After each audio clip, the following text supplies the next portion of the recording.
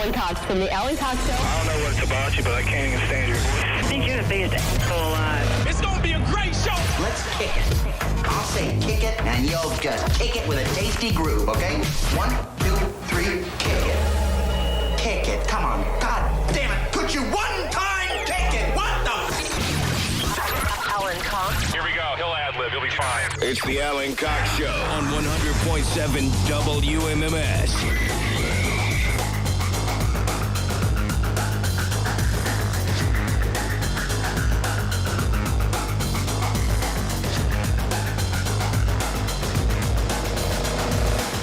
Hey, what's going on, gang? Good afternoon. Hello. And what's good? My name's Alan Cox. Thanks for being here. Good afternoon. Welcome, welcome. Say hi to Bill Squire. He's here, too. Creepy hugs, everybody. Creepy hugs. Mary Santora is out. Bridget Linton from your Cleveland Browns is right there. Look at me representing today, too. Representing in your brown shirt. Sure am. The elf. Who can instill more fear in an opponent than an elf? The mighty, mighty elf. The mighty Brownie himself. Brownie the elf, yes. You're still running all over the place, though, with the Cleveland Browns. Sure am. Yes. All right, the home opener was a little shaky. I was a little nervous that was going to be what the season would come out to be. But hey, we got to win in Jacksonville. Got a big matchup this weekend against the Giants. We'll get back on track. People do get nervous when things go south pretty quickly. Yes. With all the things at stake. The home opener was not pretty. Right. It was a very not pretty game. Fortunately, Jacksonville wasn't pretty either, but it was a win. But it was a win. Yeah. A win is a win. Yeah. Fortunately, you're skilled enough where you can get out there and spin it into something. Oh, of course. Right? You can take straw and turn it into gold, exactly. as it were. And with my job with the Browns, it's more of like, yeah, so we lost, but we had Machine Gun Kelly there, and we had the Black Keys. Okay, I had a problem with that because you guys had the Black Keys there, but you had Machine Gun Kelly playing guitar. When you have the Black Keys who are like guitarists, like one of them is like a great guitarist, and like, I mean, no offense to Machine Gun Kelly, I'd rather have the Black Keys playing a little guitar. You mean the Black Keys weren't playing guitar? No, they were smashing a guitar. And See, you must have left early, which I'm not going to hate you for. Because I wasn't there. I just saw it on social. Okay. Because they did end up coming out for a surprise performance in the third quarter. Oh, okay. And they did play. Okay, so however, they're a lot like, of people this left by game's that going time. real bad. We need to get out there. And play Black something. Keys, Yeah. go do something. At that point, a lot of Browns fans have already left, though. Yeah. So they might have missed the Black Keys performance. Look, another Akron representation. Are those considered fair weather fans, or are those people are like, I got to, let me salvage the rest of my Sunday? Is that what it's, You know, some people stick Browns- around the whole Label time. They do. And Browns fans get real mad. And I'm right on the sidelines, and so I hear the fans that are in the front row. I mean, they are just cussing up a storm. They're yelling at Kevin Stefanski. They're yelling at players. I'm like, dang, the passion that you have, and you're like speaking to these people like they're hurting you personally. Is it passion or is it? I was just going to misplaced say, anger? this is her genius there with the spin. Yeah. That's a sports fans are just hurling expletives at people that they'll never meet. Or, it's not like Stefanski's like, what? What did that guy say? What am I doing wrong? It's passion. Yeah, passion. Sports passion. Right. Like thug passion back in the Tupac days. The most passionate fan base in all of the world. Indeed. The Cleveland Browns. The Cleveland Browns. Well, now they're over there at, was it Browns Bank Park? It's called, what's the stadium called? Huntington Bank Field. Huntington Bank Field. It's going to take me a minute to get used to, because for a while it was First Energy Stadium. Yes. And then I had to get used to saying Cleveland Brown Stadium, and now I have to get used to saying welcome to Hunter Bank Field. Field, yeah. Field, no stadium. Field. What was it before First Energy? I mean, I think it was Cleveland Brown Stadium. It was Yes. just And then called First- Cleveland. yeah. I think I was here then. Yeah, it was Yep. Cleveland Brown Stadium. Then it was First Energy, and then back to Cleveland Browns, and now Hunter Biden Field. Was the OG name Cleveland Brown Stadium? Yes. So that was pre-naming rights era. There was naming rights in that era, but like nobody bought it until Nobody the First bought Energy it? went till like 2013 or 2014. It was First Yeah. Energy Stadium for a long time. Okay. And now it's Browns Bank Park. No, Hunter Biden it's Field. Hunter Biden? Wait, what? Wait. Speaking of the home opener. I just want to get that into Bridget's head I so know, that she I'm gonna mess it up. accidentally says that. Uh-huh. Wait. Speaking of the home opener, though, did you guys see we had Michael Ruffer come and do the iconic, like, let's get ready to rumble call? Michael Buffer. Buffer, what'd I call him? Rougher. Oh. I'm like, No, is it was this- Michael Ruffer. He said, "Let's get ready to bumble." I'm like, is that like Gallagher 2? Does this guy go out there and do his whole bit? Michael Buffer is the guy. Michael Buffer. You know, And he's very I just, litigious. And that was Michael Bublé. you know, I just did a recap of the home opener. I really hope that I did not say rougher. I might have. Who knows? And anybody who, he's got that fully trademarked. So Yes. anybody who even thinks about using Let's Get Ready to Rumble, you're going to be Can't. hearing from that guy's attorney right quick. You'll get a C&D from that dude. What if I With the say, like, quickness. hey, I'm going to quote now the iconic Michael Ruffer? Do you think I would still get in trouble? Or Buffer, Michael Buffer. You could, yeah. I think Everyone, Ruffer is- let's get ready to have some fun. Well, he went out on the field and he does his whole little intro. We gave him a couple talking points to say, hey, the Cleveland Browns, it's our home opener. We're getting ready to face the Cowboys here at Huntington Bank Field. I thought it was, I was confused if it was a bit or not. He stopped. So he's like, Cleveland, he's old now. He's like, Cleveland Browns, Dallas Cowboys here. And it was just a pause for probably 10 seconds, but it felt like 3 minutes. Yeah. And he was like, I'm sorry, Huntington Bank Field. So he completely blacked out, forgot the name of the field, and just paused. And then he did his Let's Get Ready to Rumble. Doesn't he because- just have to because do Let's no, Get Ready to Rumble? But like just- whatever he says before that doesn't matter because once you get to the signature moment, that's all that people remember. But for me, I'm like, I get it, guy. It's going to take me a minute to remember the name of this field, too. You're never here in Cleveland. I understand that you totally forgot what this new name is. Well, let's see. I came up with Romo Fijo and Rocket Mortgage Fieldhouse. I don't think I've come up with anything yet for I like Browns Bank Field. Browns Bank Field. I'm kind of into that one. It's Huntington Bank Park is what it's Field. called. It's called Huntington. Yeah, I call it Browns Bank Park. Huntington Bank Field. Huntington Bank Field. Hunt Boffy. Hunt. I don't know. I'm gonna You'll call think it of Browns. something. I'm gonna call it Browns Bank Park. You have me calling it Romo Fijo now, too. Everybody does. Cleveland PD when they're on. People have told me that when they're on their radios, they call it Romo. We got a disturbance over Romo Fijo. Cleveland Scene calls it that. So I'm always very gratified when I see that.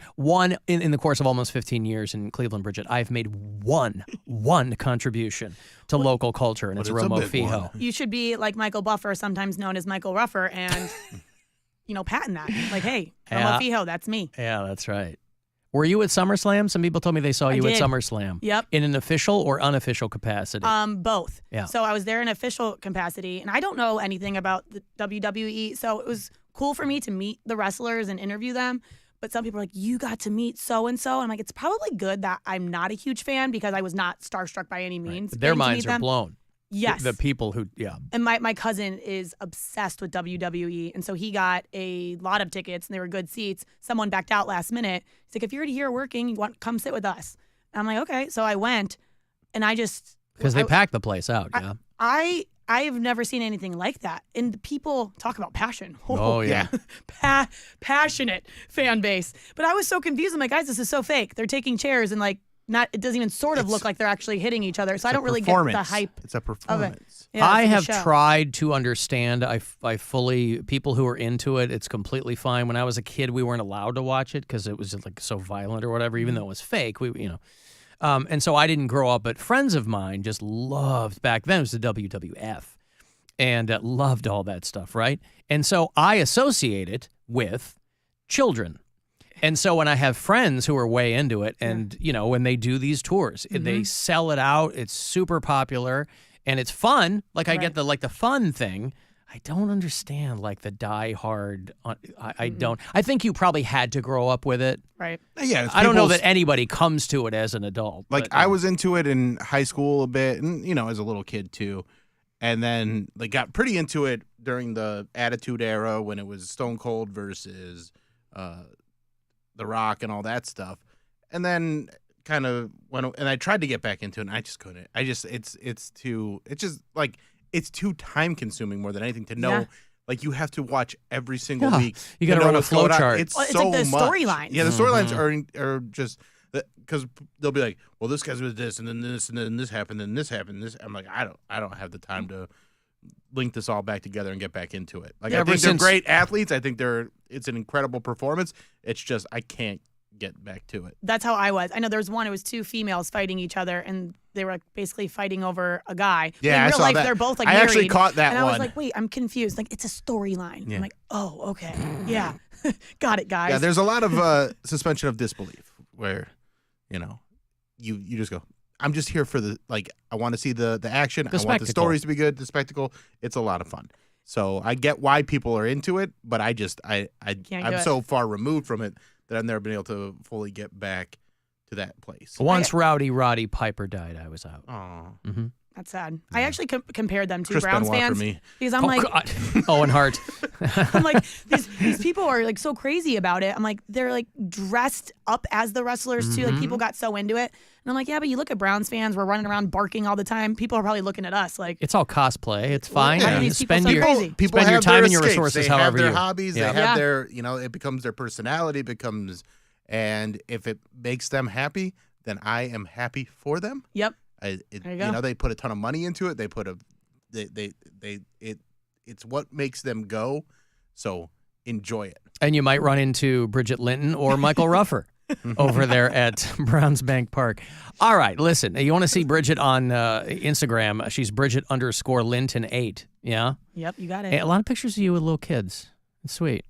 Yeah, probably my nephews. Oh, is that what it is? Family. They're Love not them. random children who recognize you. Yeah, usually I don't go up to them. Browns lady. Come on over here, children. Yeah, Let's get right. all the photos. It's Halloween.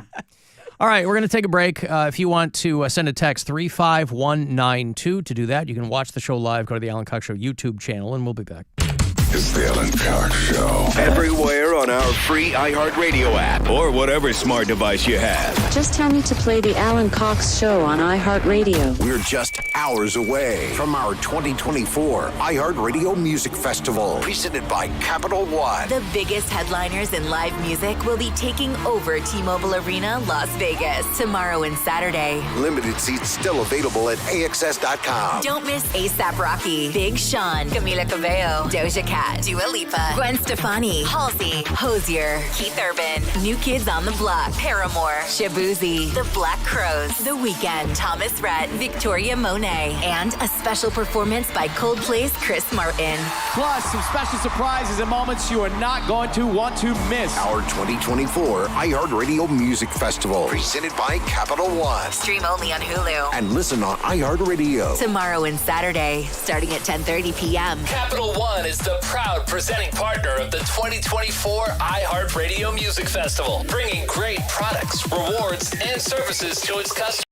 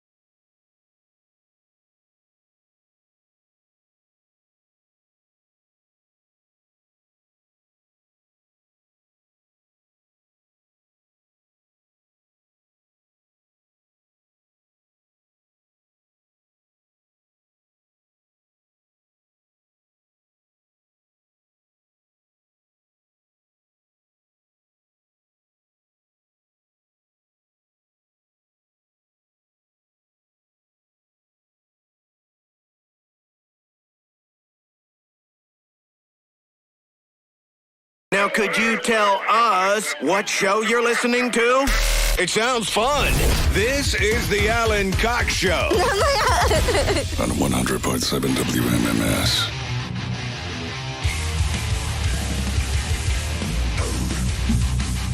Guardians and the Twins got a real barn burner going to finish up this series. It's 1-0 in the top of the fifth, but they went 10 innings last night. The Guardians delivered a crushing loss to the Minnesota Twins, all at the very end, by the way. Right? Guardians, dramatic. Yeah, Guardians win 5-4 in the 10th inning last night. Carlos Correa's 2-run single in the 10th gives the Twins a 2-run lead. But Cleveland rallies for 3 runs to send Minnesota to the losers line. I kind of trailed off there, but listen, that's Nothing what like talking sports with Alan Cox.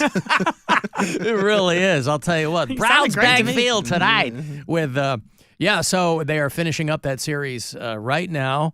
1-0 Guardians. That means that they will end up taking, if they win, they'll end up taking 3 of the 4 in that series. Their last road series of the season happens this weekend, tomorrow, Saturday, and Sunday. The Guardians will be in St. Louis to play the Cardinals, and they'll come home, host the Reds, the Astros, and then that's it. Now, they didn't clinch by yesterday's Rube Goldberg type whatever's equations. They didn't clinch their playoff berth, correct? Correct. They need one more game for that. Because the Tigers had to lose, and they beat the Royals. And then the Mariners had to lose, and I think they did. But I think the Mariners lost, but the Tigers won. So they got one more game to clinch a playoff spot, and then the magic number for the American League Central crown is 4. Mm-hmm. So they win this game today. They got that playoff spot locked in, and they're real close to that. Very exciting. To win in the AL Central. Bridget Linton from your Cleveland Browns is in for Mary today.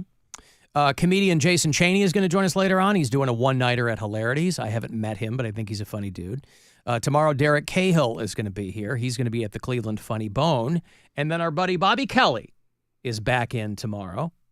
Bill is positively turgid with anticipation. Bobby Kelly is coming back. I love Bobby. He's the guy who gave you your bowl cut. Yes.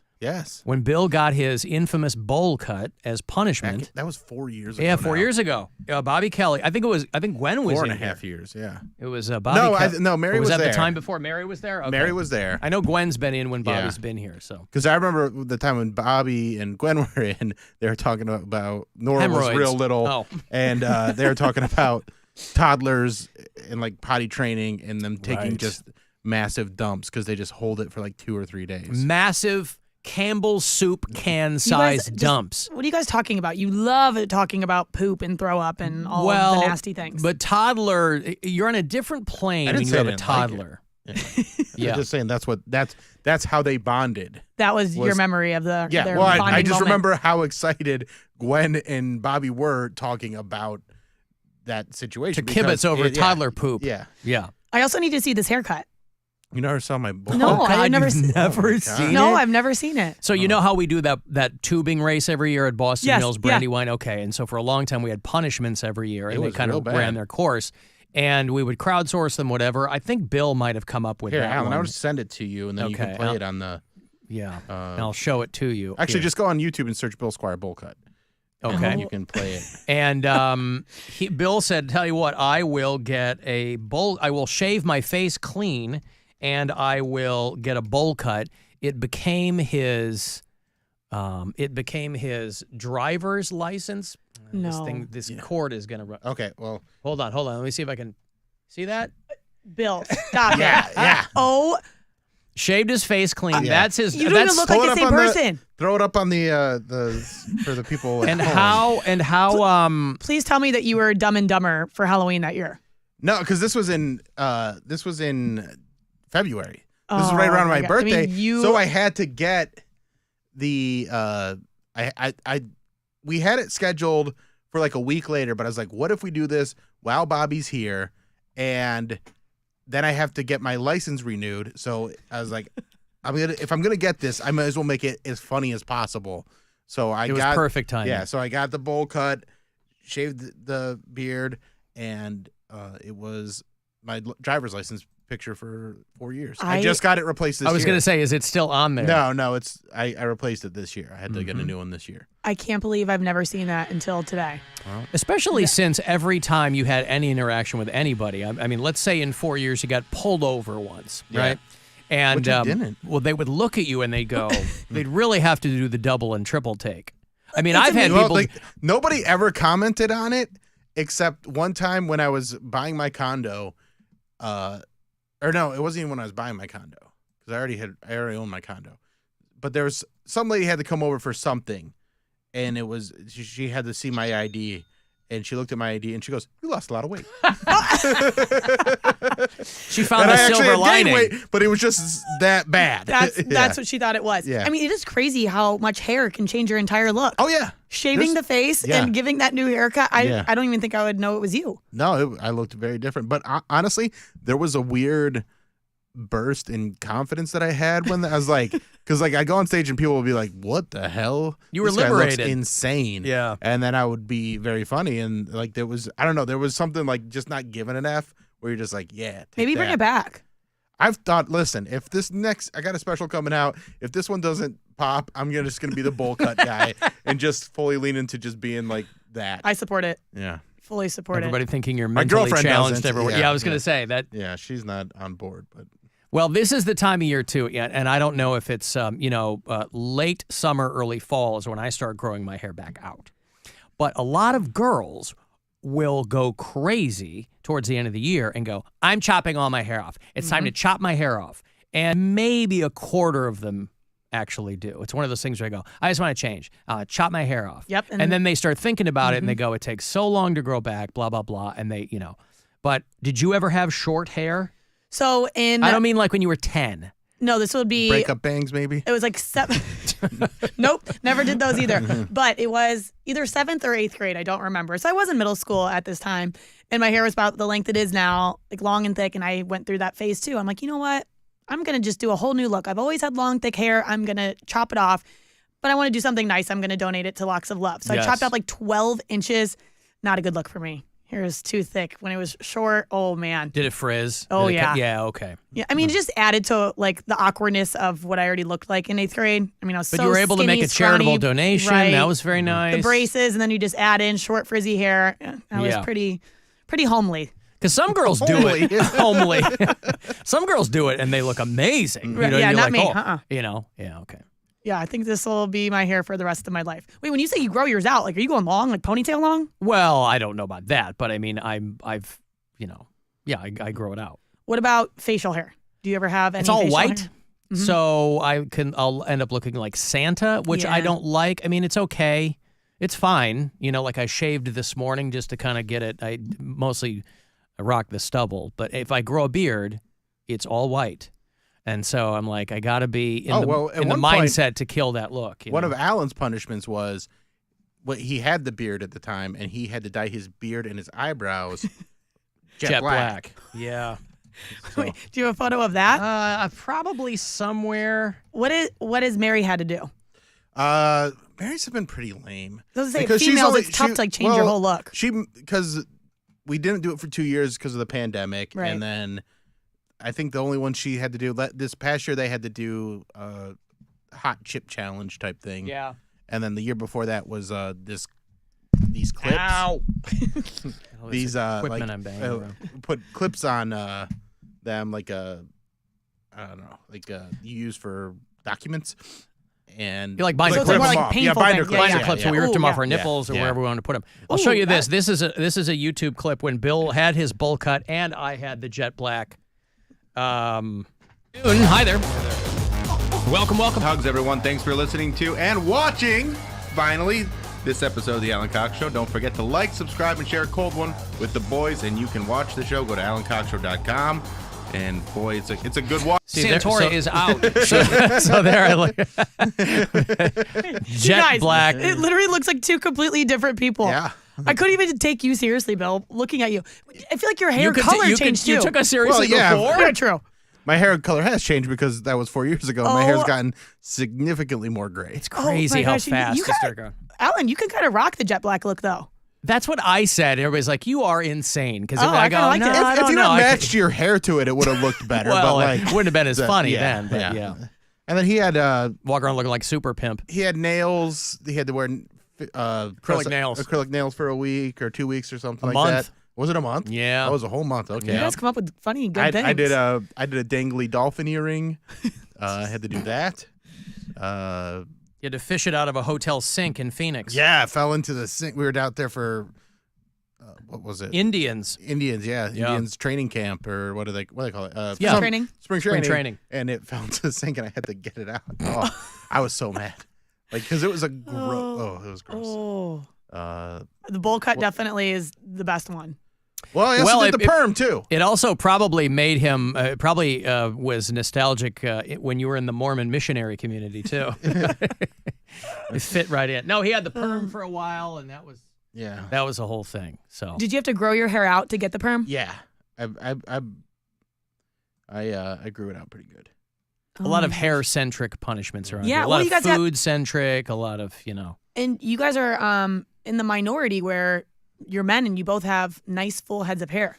Full heads of hair, baby. I mean, you don't come by that a lot. So Nope. you may as well take advantage and do fun things like bowl cuts and perms. I guess so. Yeah, but you also never know, like, what might upset the Yeah, what balance might of the throw it off universe. and- You ruin chop it off, all. it doesn't come back. You're like, all right, well. That was 2018. Let me see if I can find the perm photo.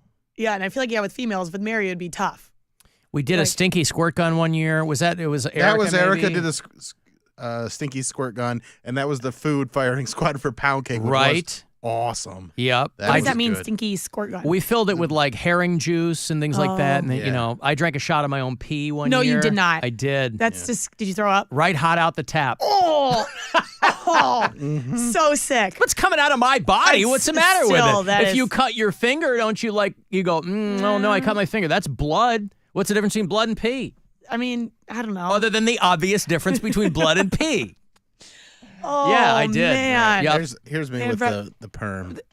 I don't feel like it looks that different. No, the perm was not terrible. Yeah, Like- the bowl cut is still the one. That's the best perm picture. That is a good one.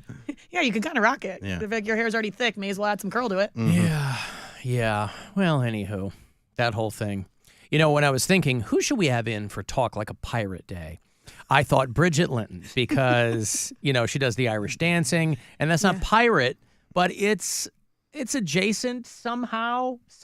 I don't know. Yeah. Every year they do this Talk Like a Pirate Day thing, and I don't know how many people actually pay attention to it, but there are different ridiculous days designated for every day of the year. So why this one is like top of people's minds, I don't know. Why this one got kind of really in the pop culture mindset, I don't know. Because people love a hard R. Arr! Well, I was like, where did this come from? And what I read was that it resulted from a sports injury, that there was a racquetball game between a couple of guys in the 90s, a couple of dudes in Oregon. And one of them yelled out in pain, "Arr!" They were like, "Hey!" But I still understand how two dudes end up getting a holiday designated on a certain day. I guess that's probably one of those things. Mid '90s, you really had to go and make the rounds and do morning TV shows and things like that to try to get people to pay attention to it. But it's still around. It's international now. See, you're saying that everyone knows about this. I've never heard of Talk Like a Pirate. Pirate. Day. Yeah. I know. Talk Like a Parrot Day is Yeah, April yeah. 24th. You've never heard of International Talk Like a Pirate Day? No. Oh, really? Okay. Well, then you're learning something new. Yeah, Every I time always- Bridget comes, she learns something Yes, new. many new things. Docking, gooning, Talk Like a Pirate Day. Bill had a bowl cut. Bill had a bowl cut. We can teach you what an angry pirate is. I imagine you don't know what that is. No. Oh, no. This is going to be another Urban Dictionary thing. Yeah, get on Urban Dictionary and learn yourself some stuff. Does this involve giving someone a mustache by any chance? No. It's not like that. Okay. This is more self-inflicted wound. I see. An angry pirate, the act of receiving. Oh, you're looking it up. Okay. Yep. I was going to. The act of oh, come on. All right. How am I going to? All right.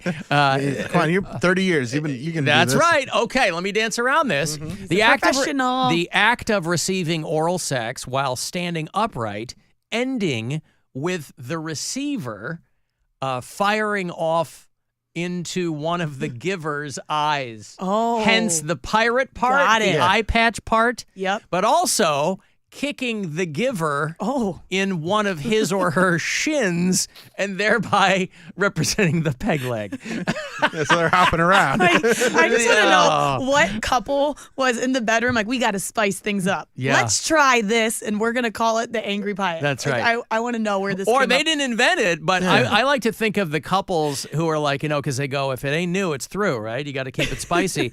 I like to think of the people who go on Urban Dictionary and go, let's try this. Let's spin the wheel. Let's Like try it's the Kama Sutra? Right, yes. Let's try the glass bottom boat. Ooh. Tonight.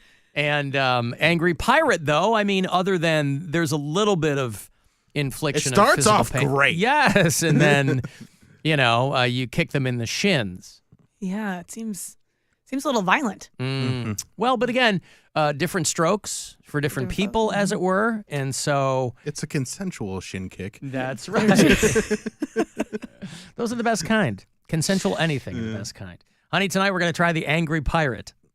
Wait, so I get it, and then you kick me in the shins? What's the good part for me? Yeah. It just gets me there, lady. Do it for me. Well, back to the is it Talk Like a Pirate? International Talk Like a Pirate Day. Have you guys been talking like pirates today? No, you don't participate. I don't know You anybody just recognize it. You don't participate. Well, it's, again, this is how I don't understand how something that two dudes came up with, 30 years later, is like on pop culture calendars and things, It's one day if it's International Brussels Sprouts so Day. goofy. Yeah. Very, very strange and random, and that's probably part of the appeal, too. But okay, I've got to take a break here. Bridget Linton is sitting in for Mary today. She's Bridget_Linton8, if you want to follow her on Instagram.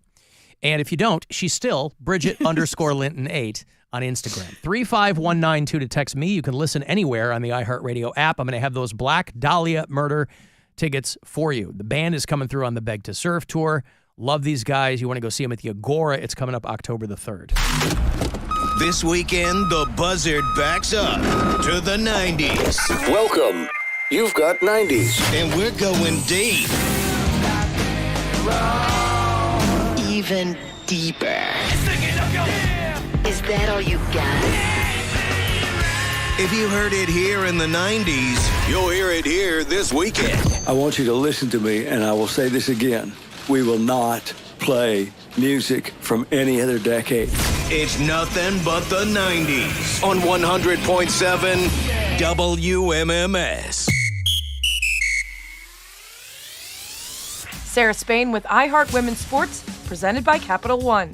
On Wednesday, the WNBA confirmed that Portland is getting an expansion team that will begin play in 2026. Portland previously had a WNBA team, the Portland Fire, from 2000 through 2002. Portland joins the Bay Area expansion team, the Golden State Valkyries, which tips off next year, and a yet unnamed Toronto expansion team that will tip off in 2026.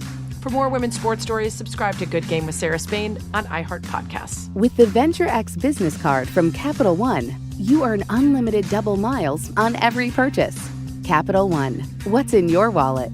Terms and conditions apply. Find out more at CapitalOne.com/VentureXBusiness. Blue Falls and Conrad's, keeping your car clean and safe on the road. Conrad.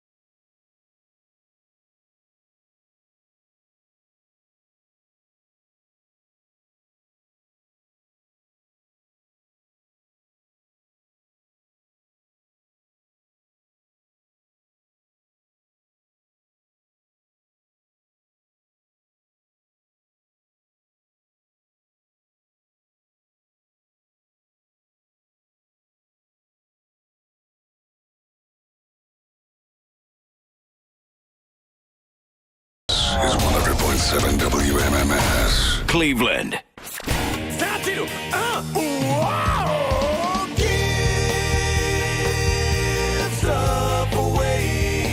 All right, a full night of heavy metal. WMMS in 2 hours of midnight presenting the Black Dahlia Murder here in Cleveland on the Beg to Serve tour. They are your headliner with 4 special guests. Write them down. Angel Maker is going to open. Vomit Forth, Dying Fetus, and Spite. Ooh, that's going to be a good show. Thursday, October the 3rd. It's all going to go down at the world-famous Agora. You can go to agoracleveland.com for the info on the tickets. This pair for you. 2 for the Black Dahlia Murder from Detroit, Michigan. Call 216-578-1007 or 800-348-1007. Alan Cox. A drummer. Or even the real musician, he just makes a noise. If he played the violin or the piano, anything that made sense, but the drums. 100.7 WMMS.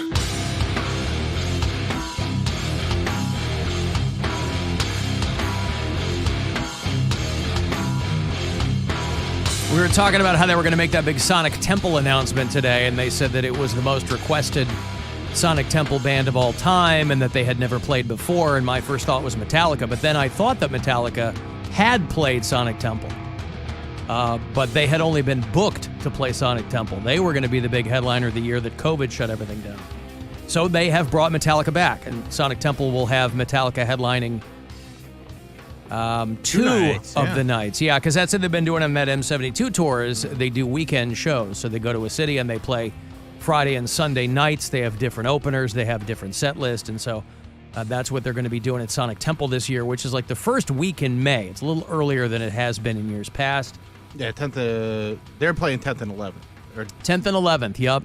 No, that can't be right because they're doing every Well, they're other doing night. Friday and Sunday. Yeah, so the they'd 10th be and 12th or something? I don't know. something like I that. was just looking at the thing. Yeah. I think the 9th, whatever it is. That Friday night, Rob Zombie will open for them, and that Sunday night, Alice in Chains will open for them.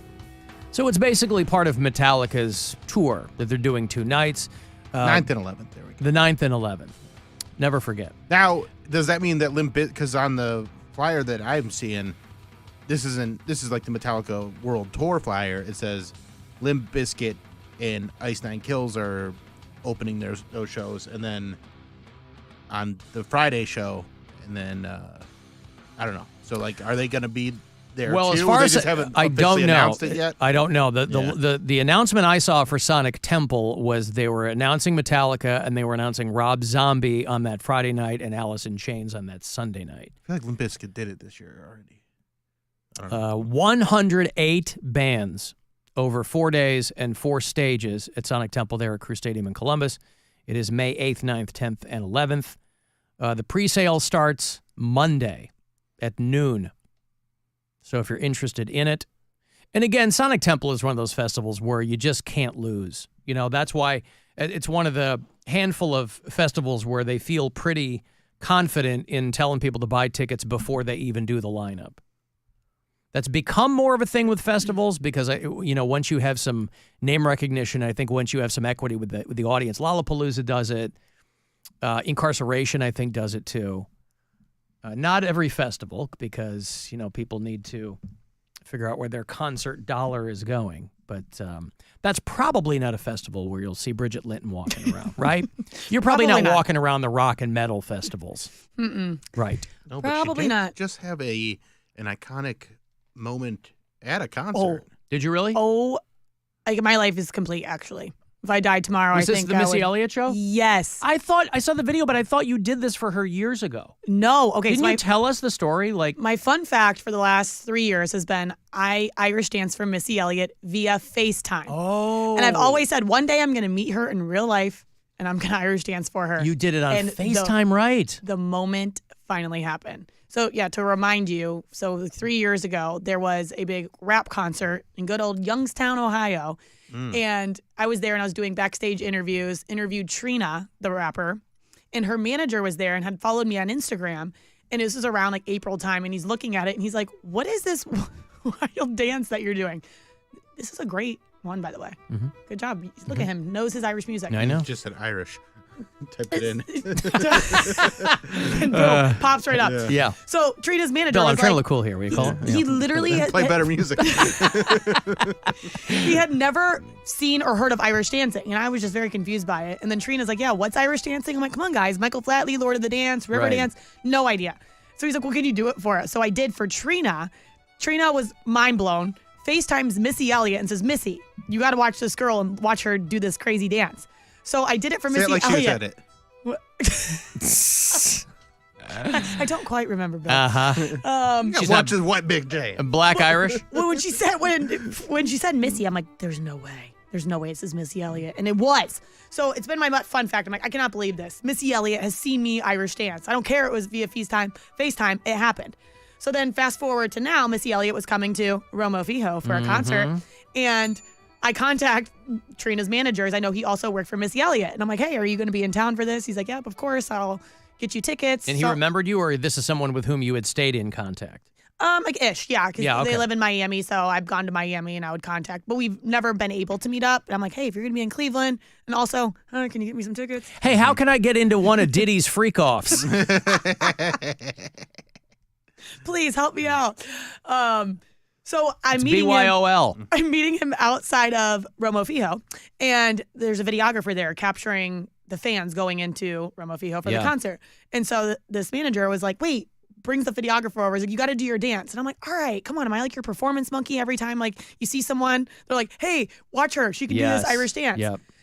So of course I did it though. At least you're known for something. I mean, true. you know what I mean? You're It's a accomplished, fun fact. but this is that's a big deal. I thought I read that Missy Elliott had never played Cleveland before. I'm like, that can't be right. It cannot be right that she had never been here before. She just doesn't go on tour very often. So that could be real life. I mean, she's in the Rock and Roll Hall of Fame, She Bill. sure is. You'd certainly think that, She sure is.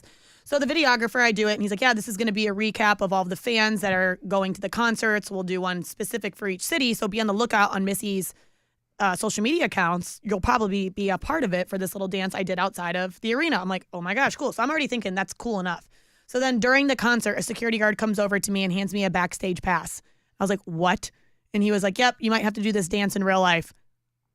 At that point, I'm like, Busta's on stage. By the way, Busta Rhymes was amazing in concert. Busta Rhymes, I don't think good. ever got the respect he deserved for being lightning fast, funny as balls. Yep. Really, really good. Love Busta Rhymes. I was already a fan. I became a bigger fan He's after awesome. seeing him perform, Yep. and he's still just as good as ever. Did all of his super fast raps. He's unbelievable. So at this point, I'm like, how am I supposed to concentrate on Missy's concert knowing I'm gonna meet her afterwards? So anyways, the concert, she was incredible too. Actually, the president and CEO of Rock and Roll Hall of Fame, Greg Harris, he came out on stage, gave her a little presentation. Missy took off like her headpiece that she wore, I forget what video it was, and gave it to him to put in the Rock and Roll Hall of Fame. That was cool. Okay. Yeah. So I'm backstage waiting and waiting. So obviously I'm not the only person with backstage passes. So finally the dressing room opens and someone says, is Bridget out here? I'm like, I'm right here. And so I go in and they start playing Pass That Dutch, which she kind of has dancers that they do some version of Irish dancing. It's not, but they kind of throw their feet around. It's inspired by. Yes. Yeah. And she's like, I've got to see this in real life. And at that point, like I had nothing planned. I feel like I just like threw my feet around. I didn't even like do like a great performance. Well, that's why I thought part of it, because I saw the video, I thought to some degree you were probably felt like you were just outside of your body. I was. Like you were just kind of maybe focused on something straight ahead of you, and your legs were working through muscle memory and independent of your brain. I mean, I could have done so many cooler things. I didn't even do any cool tricks. I literally just like flailed my feet around. But I'm like, But she also wouldn't have known. She did it. Yeah, right. right. You heard her in the video. Yeah, if you guys want to follow me on Instagram, it is on there right now. And she's like, ooh, like making all the noise, like, okay, all right, yes. And I did. I'm like, Missy, I'm trying to be normal right now, but I have to be weird. Like, you are Missy Elliott. I'm like, can I hug you? She was like, yeah. Missy Misdemeanor Elliott. She sure yes. is. She is a little thing. Yeah. I mean, I she know is she's now. 5'2". Didn't used to I be. want to dance with you. So I knew Yep. she was 5'2". But yeah, now I don't know if she's on the Ozempic or what, but she is. No, she skinny. lost that weight a while ago. I thought so. And she's Yeah. kept it off. Yeah. Yeah, she she's got real slim. I felt like a Amazon next to her. I was like, Yeah. giving her a hug. She was the nicest person ever. And so I then think after, she's kind of foxy. yeah, me too. Yeah. She's like gorgeous. She's in my real life. age. Is she really? Yeah. I actually did think I looked that up. I was shocked by her age because she looks great. She's 53. Not a wrinkle on her face. Black don't crack. They sure don't. Yeah. Well, then she was very impressed with the dance and says, are you coming to Detroit tomorrow? And I was like, kind of looked at her like, for what? She's like, we have a show there tomorrow. She's like, I'm asking you to go on tour, so you're not going to be on stage. You're going to come backstage and dance for me every night in every city. I honestly didn't know, and I had to work the next day. Yeah. But I'm like, what do you say to Missy Elliott? She's inviting you to her show. So like the assistant manager person was like, all right, yeah, we got you. We got floor seats. Little Caesars Arena? What was she doing in Detroit? Yeah. Yeah. Yeah, so we went to Detroit, and I'm like, am I about to like quit my whole life? Am I about to go on tour with Missy Elliott? Is she going to bring me on stage? It ended there, so it was a nice two-day tour. Yeah. Quit my whole life. Awesome, That's great. Yeah. So now, you guys, I have a much bigger fun fact. It's not that I Irish dance for Missy Elliott on FaceTime. I Irish dance for Missy Elliott in real life by invite. And then went on tour with her. For a day. Yep. Yeah. 2-day tour with Missy Elliott. Listen, of the Midwest. The tour of the Midwest. You just say you went on tour. You don't have to give everybody all the facts. Yeah, true, like I have a friend, he says, I'm a comedian and I performed at Madison Square Garden. Now, when he performed at Madison Square Garden, he was in a marching band. But I thought it was like the Paramount Theater or something like that. Both facts. Yeah. He is a comedian. He has performed at Madison Square Garden. It's all true. Yeah. So then I got, I posted the videos, of course, of me dancing for Missy Elliott. And I got some annoying people making comments like, what would go through your mind? You get to meet Missy Elliott and you're like, oh, I'm going to Irish dance. I'm like, you guys, you don't even know. That's why you got to meet her. If I was just meeting her backstage, no, I wouldn't have been like, hey, by the way, I can Irish dance. I'm like, no, that is why I got to go backstage. So I want to clarify that for all the haters on social media. I know that there is a certain Irish dancing because we've talked about this. My girlfriend in college was an Irish dancer. And so I'm pretty well versed in that whole thing. There is kind of a standard tempo to that music. Never gets too slow, never gets too fast. Yep. How quickly do you think you could Irish dance to something? Oh, well, see, when I do a metal show here on the Buzzard. Oh, I'll bring my shoes. Yeah, and I'm curious. When I want to go real fast and really blow people's minds, I go a cappella. Because then I can just go and you just hear the beats from my shoes. Okay. But I'm sure we could figure out something. Oh, wow. Yeah. This could work. Could you Irish dance to this? I can Irish dance to anything. This could work. Practicing on my hands. Like the floor there's smoke coming up from your feet. The friction against the floor. All right, when my parents got me into Irish dancing, I never thought that I'd be at my young age of, how old am I again? Like 20? You were 26 years old. 26. At my young age of 26, this is where it would take me. Irish dancing for Missy Elliott and coming in metal. To Irish dance to metal on Alan's show. Let me see here. This might be more mid-tempo, though. This might be something... You could probably do this. The double bass, the little blast beats in there, and you could dance to this. All right, if you want to, you got to do it over here. To get it on the camera. So she knows all this because of Pass the Dutch. She knows the Irish dancing because of that. In that video. Yes. So Trina and the manager, they were very unfamiliar. Yeah. But then, yes, when she saw me do it via FaceTime, and then I think when the videographer had me do it again, she was like, this kind of fits into my Pass That Dutch video. Yeah. Which it does. And so that's why I thought, maybe she's Did she trying have to you do get it on legit. stage or no? No, I know. No, that's the next goal. When I got invited to Detroit, I thought that was it. And so I purposely wore like an outfit that you could just do it in case stage, I could do it on stage. And then I thought, well, maybe I'm just going to do it backstage again, and then she'll invite me to Montreal, which was the next stop. Yeah. But I never saw her again, so I was like, maybe. So wait, when you went to Detroit, you didn't even see her? No. You just got to go? Yep, floor seats. But you do that was have real close. But That's you still do really cool. I was like waving to her, like, Missy, it's me, the Irish dancer. Come on. You have a very specific interaction with her because, like, I guess all three of us meet people all the time, and they go, "Oh, I met you here," right? Yes. And you hope 9 times out of 10 you might not remember, but that's just a personal interaction. You had a specific interaction with her. Very so if you specific. were ever to be like, "I'm the Irish dancer," she'd go, "Oh, right." Yeah, I mean, not like I met you in Detroit. She'd go, whatever. I danced for you. It would be crazy if she forgot. I mean, hopefully, at this point, when I refer to Missy Elliott, now I do say my friend Missy Elliott. Yeah. I don't know if she's saying like my friend Bridget, the Irish dancer, but like we're going to get there at I'm some sure point. she's telling the story all the time. All the time. I am like, hi, nice to meet you. My name is Bridget. Do you want to hear I my really fun wanted fact? her to quit her whole life and come on tour with me. To Detroit and then Montreal. No, like someone her did- name was Barbie or something. I don't know.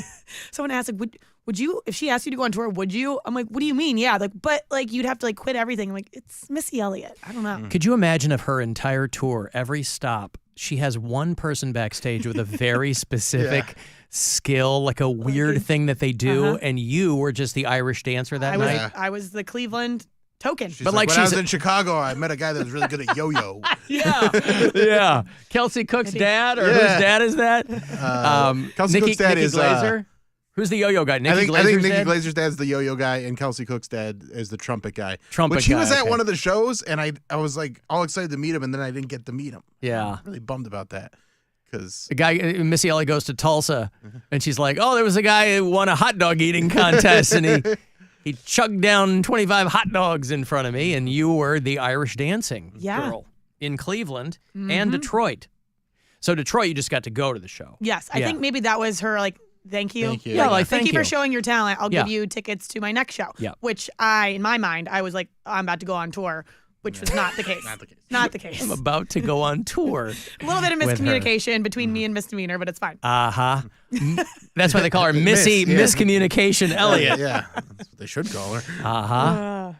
What if Missy Elliott is now demanding an Irish dancer on her rider? Someone says, right? Well, and if it's not me, I'm gonna have some beef. Oh, with Missy. Replaced. She cannot replace me. Come on. Her rider, it's probably got like, I need 48 bottles of Ciroc or whatever. I need, 2 cases of water. I need these kinds of chips and one Irish dancer. One Irish dancer. Yeah. Alan, I say something similar. I have sung at Carnegie Hall, but I'm not a professional singer. My high school choir traveled and joined the other choirs and sang a section of Mozart's Mass. Well, you did. You sang there. Oh, I wonder if I've got something like that. I sang at Carnegie Hall. No, I don't think I have anything like that. I'm a comedian and I played Madison Square Garden. That one is great. Performed, yeah. I was going to say, so what would you say your fun fact is? I don't know if I have a fun fact, like a thing I can do or... Like anything. Like mine. You are seeing the extent of my abilities. I'm not... I don't... I feel like you've got to have something. I don't know. You've thrown out a first pitch. Yeah, but a lot of people have done that. I mean... and the old guy smoked me anyway. I think yours is... can't hang my hat on that. You got in a fist fight with... Oh, Vanilla Ice. I got in a fight with Vanilla Ice. I mean, that was a long time ago. That's a great one. What are you talking about? That was a long... Yeah, okay. Well, it still counts. I got in a fight with Vanilla Ice. Yeah. When I'm 80 years old, I'm going to be talking about Irish dancing for Missy Elliott. Who cares if it was a long time ago? Your grandmother danced for Missy Miscommunication Elliott. And they'll be like, yeah, great, Grandma. Like, okay, I don't know who she is. I don't know who you are. We're here twice a year, all right? Easter and Christmas. Listen, she's in the Rock and Roll Hall of Fame, kids. Yeah, they're like, what's that? Wait a minute. I need to hear the story, though. I was hosting a thing. This is when I was on the air in Pittsburgh. And I was hosting... There used to be a chain of bars called Have a Nice Day Cafe. Did you guys have one of those here? Probably had one. I think we did for a minute. In the flats or something. Okay. Anyway, 70s themed, yellow smiley face called Have a Nice Day Cafe. And 20-odd years ago when I was in Pittsburgh, they had one in the Strip District. And one summer weekend, the club had booked this 90s or 80s retro weekend or something, right? An outdoor concert. They were going to sell tickets. Just a parking lot concert. So they had this big stage, Vanilla Ice, Tone Loc, somebody else. I forget, it was like 3 or 4 acts from that era. And because one of my normal appearances was a club night at Have a Nice Day Cafe, they said, hey, would you host this show? I said, absolutely. So it was going to be a lot of fun, whatever. Everybody else throughout the day had done their sound checks. This was before they were even letting people in. But I was there all day because I wanted to help out and oversee whatever needed to be overseen. So everybody, one by one, was coming and doing their sound check. Robert Van Winkle, Vanilla Ice, did not want to do a sound check. Well, anyway, so he pulls the move where he shows up late and then wants to do sound check. So the other, I don't know if he was hammered, what it was, so the other acts are mad. He's mad, whatever. And I go up because he's starting to get into it with some stagehand who I know because he's just a guy from the club. Yeah. And I get up there and I'm kind of trying to, hey, man, what's going on? Well, let's figure this out. And he kind of turns around. He's like, he doesn't know who I am. Whatever. And then I'm trying to diffuse the situation, whatever. And he takes a swing. Oh. And I kind of bob back like this. And I get one at him. And he turns around and he kind of looks around. And it was like it kind of knocked him back into some kind of clarity of something. And he just ran off. Didn't do the show. Oh. It was a whole thing. So it's not like I got into a fight with him, but he took a swing. I connected. And then he left. I mean, you could just say that. Vanilla Ice took a swing at me. But you know what? The first thing in my brain was, I'm going to be the one in trouble. Right. That was just the second. Well, that's actually It disappointing. didn't come to that. But he didn't do the show. That's disappointing when you hear about these celebrities or musicians, and like you think you're a fan of them, and then you hear stories like that. Like, why do you gotta? Well, you just told me one. What? Off the air. Yeah, I sure did. Yeah. But also, it's like he was clearly inebriated or in a bad spot, because by most accounts, today, he's a nice guy. He might have been a nice guy back then. That was literally my only interaction with the guy. So it's not like, because every time he's coming through or whatever, people are always like, oh, you should have him on and talk. I go, I guarantee you, He doesn't he'd be remember. like, I don't know what you're talking about, whatever. Right. And even if he did remember, so what? See, you're a nice guy because you only get one first impression. You could be spreading a lot of bad things about. But I don't Vanilla care. Ice, I but was you just don't trying, care, yeah. again, this 20 years ago, I was just trying to make sure things go smoothly on this thing, right? Yep. They don't know who I am. I'm the local radio douche or whatever. But everybody else had fun, and What a story. yeah, it was pretty wild though. What a story. I mean, Bill, we're coming to you. I don't know if we have to go to break, but I do. Oh, yeah, we do, but mine's quick. I'm Eskimo Brothers with The Big Show. with who? The Big Show. From the wrestler. WWE. Yeah. Oh my God. Full circle moment coming back to WWE. Yep. And he pulled an angry pirate on the same girl. All right, yeah. And Larry Johnson, who you played for the Charlotte Hornets and the Knicks. Mm-hmm. Same girl. Oh, wow. She Not gets the same, around. not the same time though. I mean, It was two Larry people Johnson over and the Big Show she's and just a little Bill. older, but yeah. Uh-huh. She got good. I love his. Mine's real quick. I'm asking my brother the Big Show. Yep. Just does it real quick. Yep. And you know what the girl in that situation said? Ironically, Bill, the bigger show. Hey. Oh, there we She go. didn't say that. All right. Let me take a break. Bridget Lind is in for Mary today. Comedian Jason Cheny is going to join us later on. He is doing one night tonight, doing a one-nighter at Hilarities. You can go to hilarities.com if there are tickets remaining for that. I will have tickets for you to see Switchfoot around the corner at the House of Blues. We'll do that when we come back. It's the Alan Cox Show. On our free iHeart Radio app and your favorite smart device. Just tell it to play the Alan Cox Show. On iHeart Radio. We're just hours away from our 2024 iHeartRadio Music Festival, presented by Capital One. The biggest headliners in live music will be taking over T-Mobile Arena, Las Vegas, tomorrow and Saturday. Limited seats still available at AXS.com. Don't miss A$AP Rocky, Big Sean, Camila Cabello, Doja Cat, Dua Lipa, Gwen Stefani, Halsey, Hosier, Keith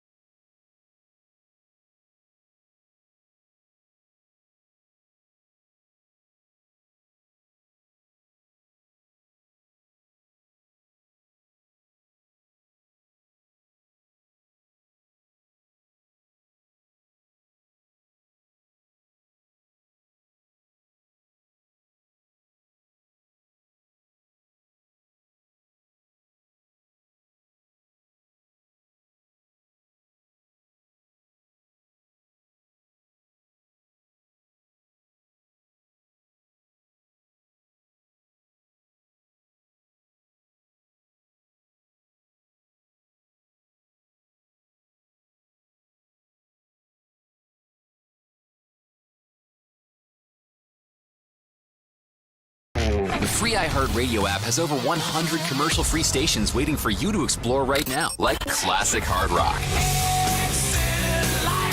Essential classic rock that was truly hard and heavy.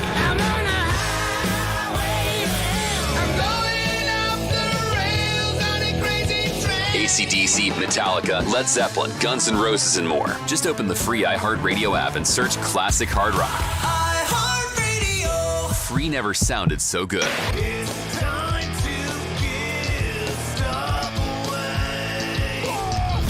All right, you want to go see the band Switchfoot from San Diego, California. Last year, the 20th anniversary of their breakthrough album called The Beautiful Letdown, and they are continuing the Beautiful Letdown tour, and it will get them here. That is Thursday night, October the 3rd, just a couple of weeks away, around the corner down here at the House of Blues.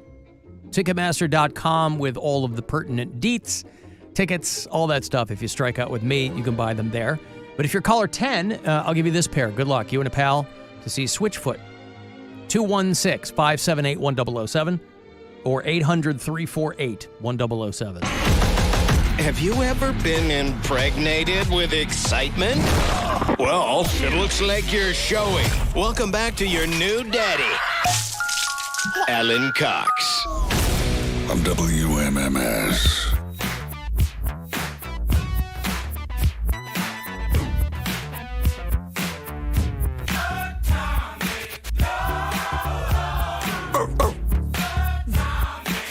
Alan, you're talking about interactions with celebrities. I was a runner at the Agora way back. And I sat in a motel room with George Clinton while he smoked crack and told me how I should never get married. And the whole room smelled like pee. Well, that's just cool. George Clinton is a guy who looks like he smells like crack and pee. He's very old now. But for a long, long time, he was alive? George Clinton is, yes. They just did the farewell tour, and I think the guy's probably like 85 years old or something. But George Clinton, who, of course, best known as the star of the film PCU. Yeah. George Clinton is 83 years old. And, I think they went on their Parliament Funkadelic farewell tour maybe last year. But he's been rocking that look for a long, long time. Shouldn't surprise anybody.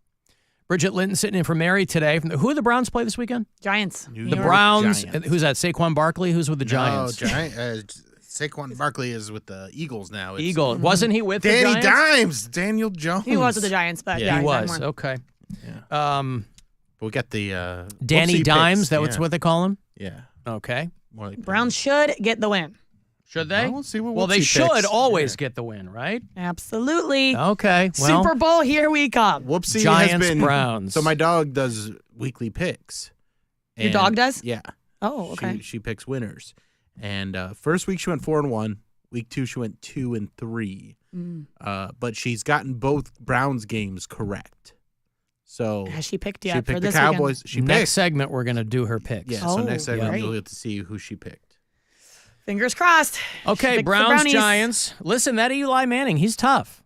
I mean, the Giants, they got Tiki Barber. They got a really heavy, right? Isn't he with No, he's been retired. Michael Strahan? Is he still with the Giants? Been retired forever. Oh yeah, Frank Gifford. See, Kathy Lee's husband.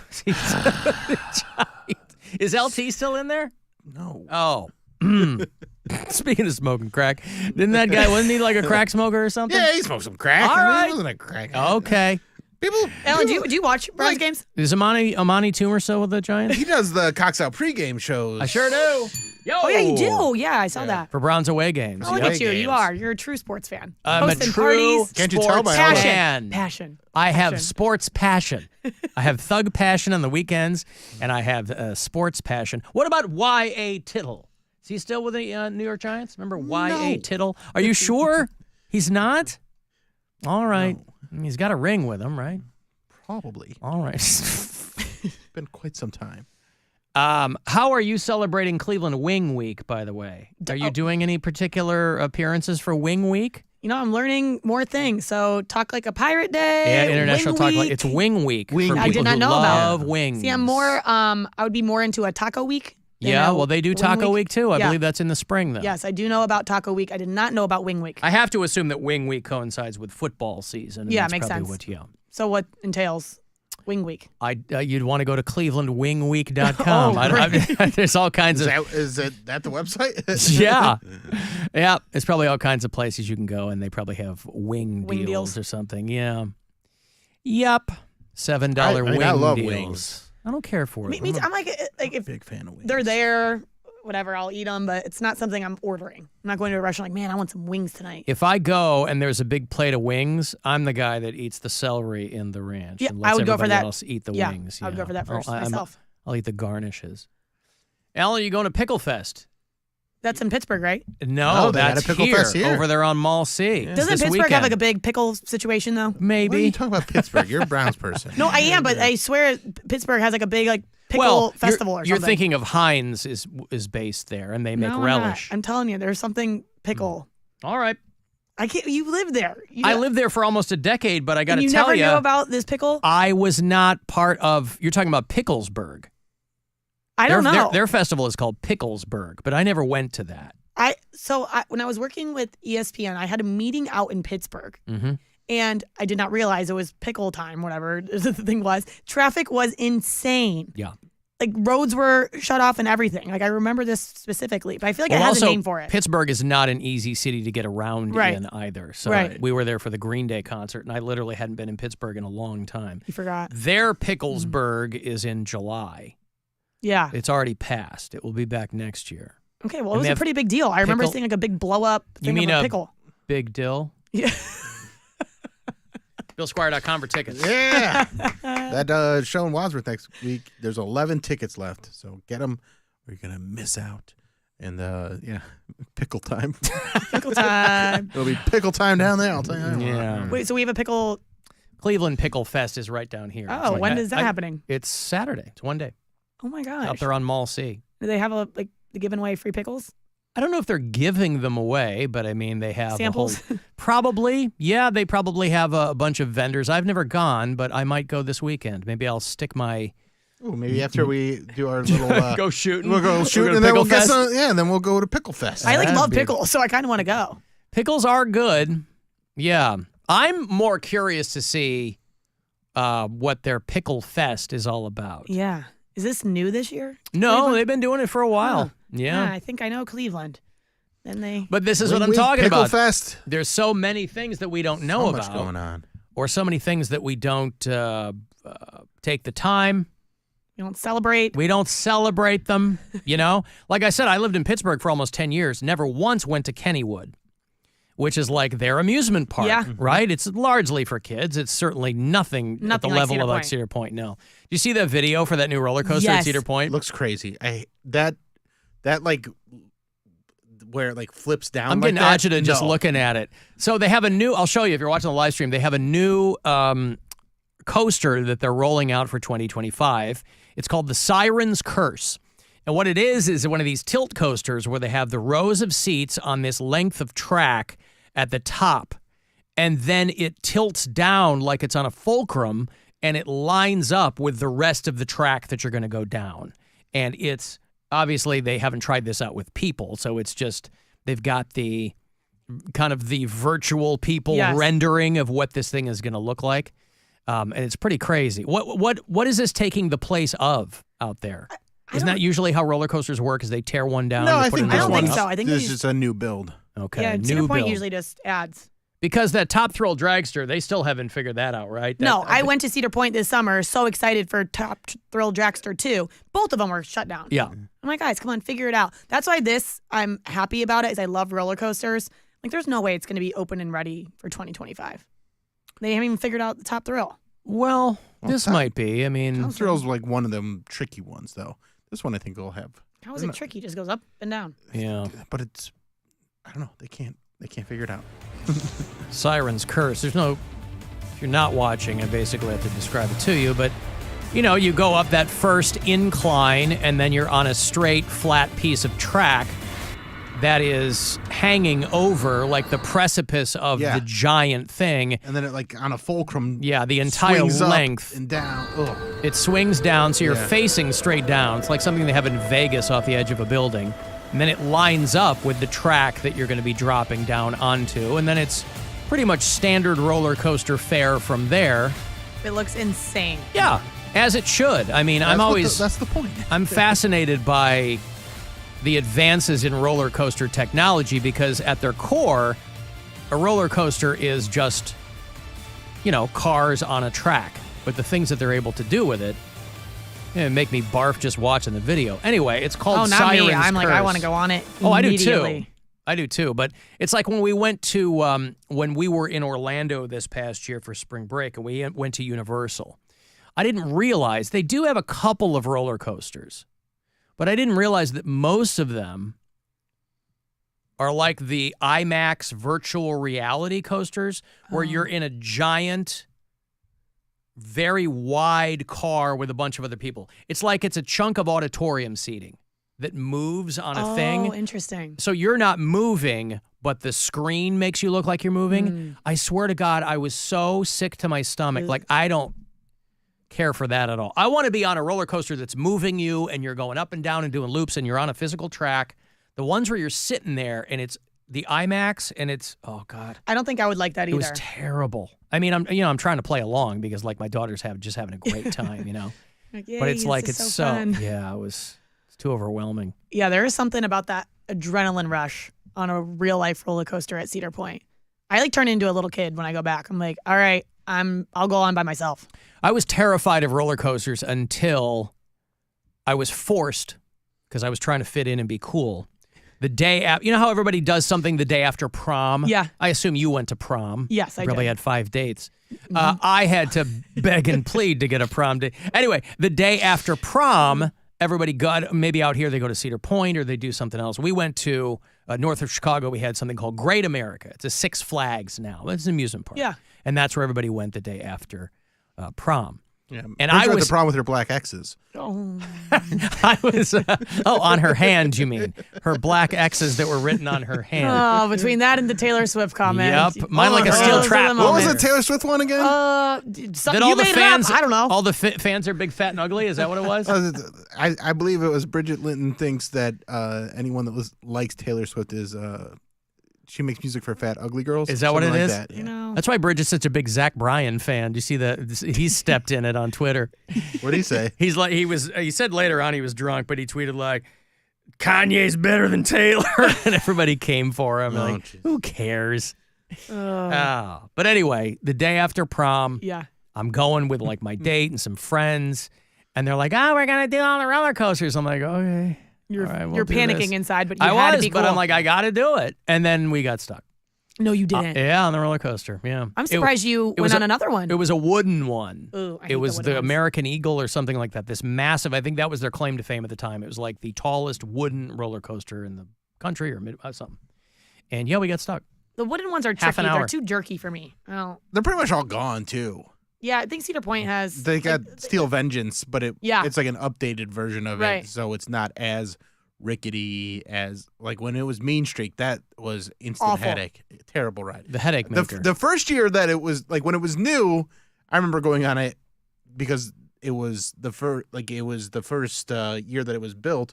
Went on it very smooth then, but after like a year or two, it just gets so rickety, and then by the time that they shut it down, they're like, yeah, nobody's having a good time on this. No. It's What's the one that you like technically like race the other car? Is that Gemini? Gemini, yeah. I don't like that one either. It's very jerky. I think it's just too old and they wasn't very updated. I'll still do it because there's no line. Yeah, no line. A texter said that Cedar Point is tearing down Snake River Falls. Oh, okay. Which was once the world's tallest, fastest, steepest flume ride. So they're tearing that down. Is that the one where you get wet? You like, go down and I can't believe they're I don't know. tearing that one down. I don't know if that's where they're putting this new one, but he said they're tearing down Snake River Falls. That shocks me. I feel like that's a pretty popular one. Well, they said over 3 decades, the ride's novelty and machinery had worn off and worn down. I never got into the water Neither. rides. I'm Well, like, 'cause I you're don't soaking want wet to all day. walk around wet all walk day. around soaked. Yeah. I mean, some people come and prepare and they've got a towel in the locker and the thing, and I'm like, If you love them, God bless. But I'm like, no thanks. I agree. It's like, even if it's a hot day, walking around with wet shoes and socks is miserable. Yeah, no, thank you. I remember we did that one year, and they give you like a bag, but my friend's older brother had such big feet that you couldn't close the bag, so it basically just filled the bag with water. Right. And so then we had soaking wet shoes and socks all day. It's miserable. Yeah, it's either you got to commit, like we're doing water park and maybe that ride only, Yeah. or you're just doing roller coasters. Yeah. Tough to do both. Well, because some people are like, well, get wet, and they'll go on the roller coaster, and then It'll they'll dry dry us off, off. Yeah, and you have to sit there and wait in line for an hour, soaking wet. Yeah, it'll make you damp. It won't make you dry.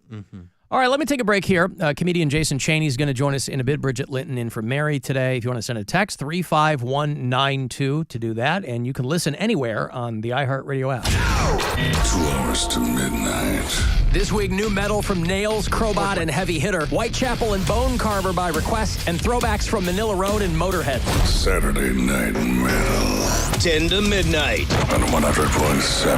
WMMS. Your afternoon drive is brought to you by the Ken Ganley Auto Group. Shop over 10,000 vehicles online at KenGanleyAuto.com. Hey, Dog Pound, dig into Wendy's new Browns Biggie Bundle all season long. When you ride Score is a opening junior where the bacon old cheeseburger, Red Cedar 4-piece dorms nuts, junior were, fry, small between soft drink, Valraven and a the Lake small Erie frosty Railroad, for where just the Wildcat used to $7. be. Somebody. Here we go, brownies. Grab a $7 Browns Biggie Bundle from any participating Wendy's for a limited time at Wendy's. Use the app to order to earn points to get free Wendy's. And don't forget to choose wisely. Choose Wendy's. John Legend here. How do I keep my protection against COVID-19 up to date? With a COVID shot this season. You can get your COVID-19 shot when getting your flu shot if you're due for both, as recommended by the CDC. Ask your healthcare provider and book at vaxassist.com. Sponsored by Pfizer. What if you could hear your favorite song for the first time again?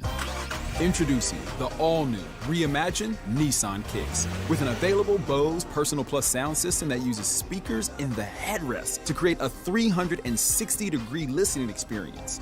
You've never heard anything like this. Reimagine your music and your drive. Experience the all-new, reimagined Nissan Kicks for yourself at nissanusa.com today. Available feature. Bose is a registered trademark of the Bose Corporation. The Cleveland Guardians are proud of our commitment to breaking barriers. From the signing of Minnie Minoso, MLB's first Afro-Latino player, and Bobby Avila, the first Mexican-born player in MLB's history, to unveiling a third field in Ohio's largest Hispanic neighborhood thanks to Jose Ramirez. We celebrate and uplift different cultures here in Northeast Ohio and abroad, including the Dominican Republic, where we, in partnership with MLB's Dominican Republic office and Eton, hosted Playboy clinics in Jose Ramirez's hometown of Bani with local children. The Guardians are honored to celebrate Hispanic Heritage Month through the great game of baseball. What's wrong? My travel rewards card didn't earn enough miles for my vacation. Are you crying? Are you crying because of that other credit card? Uh-huh. Well, switch to the Capital One Venture card. Venture lets you redeem miles on any travel purchase. Really? Yep, and you earn unlimited double miles on every purchase every single day. The Capital One Venture card. What's in your wallet? Terms apply. See CapitalOne.com for details.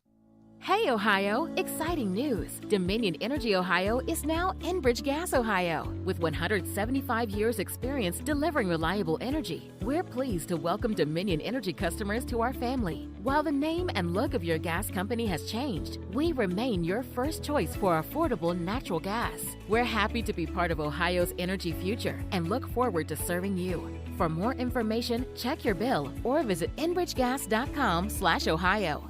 Excuse me, waiter. There's a hair in my soup. A long purple hair. I'm so sorry. I'll get the manager. I'm the manager. How can I help?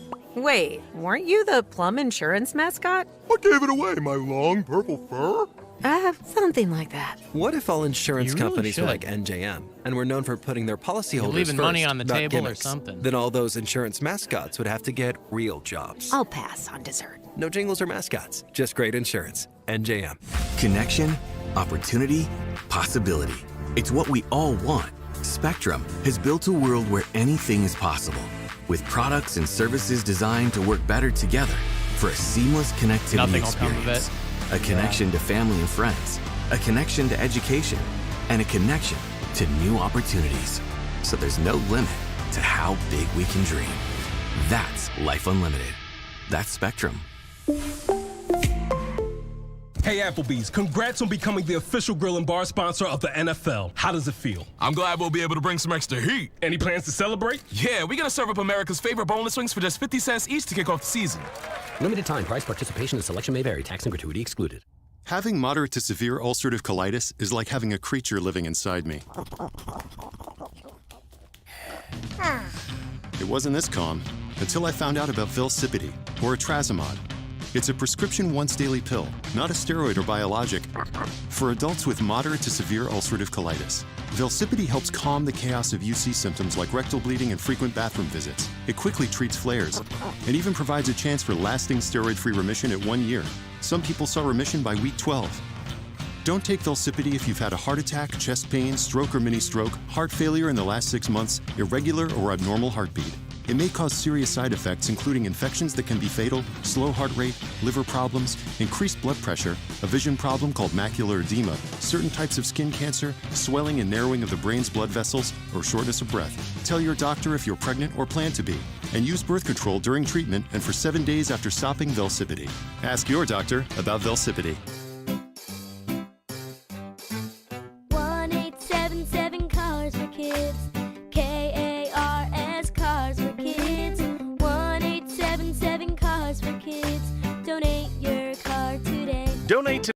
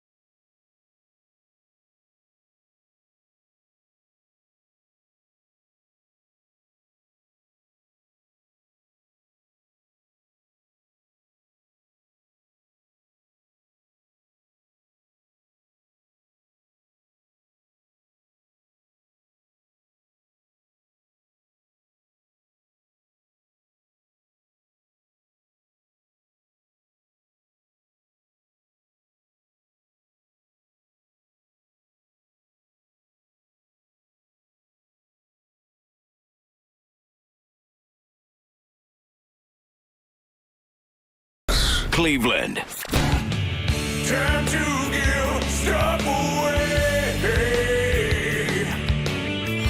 All right, you want to go see the Black Crowes back in Cleveland? Their first new album in 15 years is called Happiness Bastards, and so they're on the Happiness Bastards tour. Robinson Brothers, back in love again. Friday, September 27th, that is 1 week from tomorrow by my math. They're going to be out there at MGM Northfield Park. Tickets, info, everything else at Ticketmaster.com. If you've seen the Black Crowes live, I don't have to tell you. If you haven't, it's a great show. They still got it. So good luck, Hard 10. 2 for the Black Crowes. 216-578-1007 or 800-348-1007. Welcome back. Local DJ and all-around female orgasm denier, Alan Cox. This is the Alan Cox Show On 100.7 WMMS.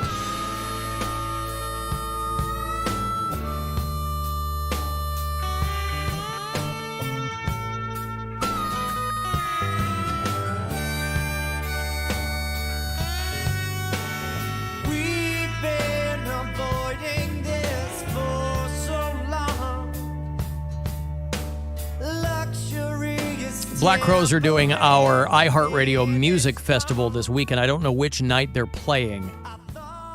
They're out there in Vegas at the T-Mobile Arena. We sent a lot of people, gave away a lot of trips. It's finally coming around. It is tomorrow night and Saturday night. I don't know which night Black Crowes are on, but I know the whole thing airs on Hulu starting at 10:30 Eastern. So if you want to kind of peek in occasionally, you might find them there. Looks like maybe extra innings in the offing here for this last game in the Guardians-Twins series. Bottom of the ninth, they're tied at 2. Ooh. Unless somebody just one scored. swing could make it all change. Make it all go away. Guardians will move on to their last road series of the season. They'll play 3 this weekend against the Cardinals in St. Louis. Now, my Chicago White Sox, September isn't just about the postseason. There's all kinds of fun and interesting little nuggets of information to go around. Now, the White Sox have 12 games left. Now, they need to win 7 if they want to avoid having the most losses in Major League Baseball history. Okay? They refer to the modern era as since 1901. They need 7 wins to avoid that indignity, right? A historically bad team. And I'll remain a fan. Passion. I saw a guy, I wouldn't go that far. I saw a guy in a Sox cap. And where was I? I was in a store. And I go Sox. And he's kind of looked at me, and we both exchanged this look of just defeat. We're like, yeah, all right, man, whatever. Anyway, so that's where the White Sox are. Now, the Angels of Anaheim, they need to win 7 times to avoid having the most losses in the history of that team. So White Sox are looking at the most losses ever in baseball. The Angels, who have 13 games left, they need 7 wins to avoid having the most losses in franchise history. The reason I mention this is that the White Sox and the Angels are playing each other over 6 times in the next 2 weeks. And that's exciting. So something is going to happen between these 2 teams over the next 2 weeks that will do something numerically. And I don't know what. But the White Sox are terrible. The Angels are going to be fighting hard to not have some terrible, terrible outcome for them. And listen, I'll say it. If the White Sox win 7 games in the last 2 weeks, after the season they've had, it seems highly, highly unlikely that would happen. They're like 33-116 or something. Just terrible, terrible. And this has been well documented, and I've mentioned it until I'm blue in the face on this program, even though, except for a smattering of Chicago expats who live in Northeast Ohio, most of those people, by the way, are Cubs fans. So even among Chicago expats in this area, I am very much on an island. But I mention it just as a form of my own therapy. There you go. Right? And it's a problem Cleveland doesn't have, so we really can't relate. We cannot relate. This is what I'm talking about, right? But they can relate. And so now they cannot relate with being this bad. They can relate with being consistently disappointing. Yes. But being this bad, we have you're about to make history. We have a World Series championship under our belts with the White Sox. We got there before the Cubs did. It was more historically significant for the Cubs. Cleveland just been 50, 60 years. Long, long time. So it'll be exciting to see what happens there. I'll tell you what, when it comes to people leaving us messages on that iHeartRadio app, sometimes it can be feast or famine. But the vibe that randos are laying down today is doing my heart some good. I don't know where they're coming from, but they're leaving little talkback messages for me. Mr. Cook, you need to hustle at night time, not during daytime. You say the bad things.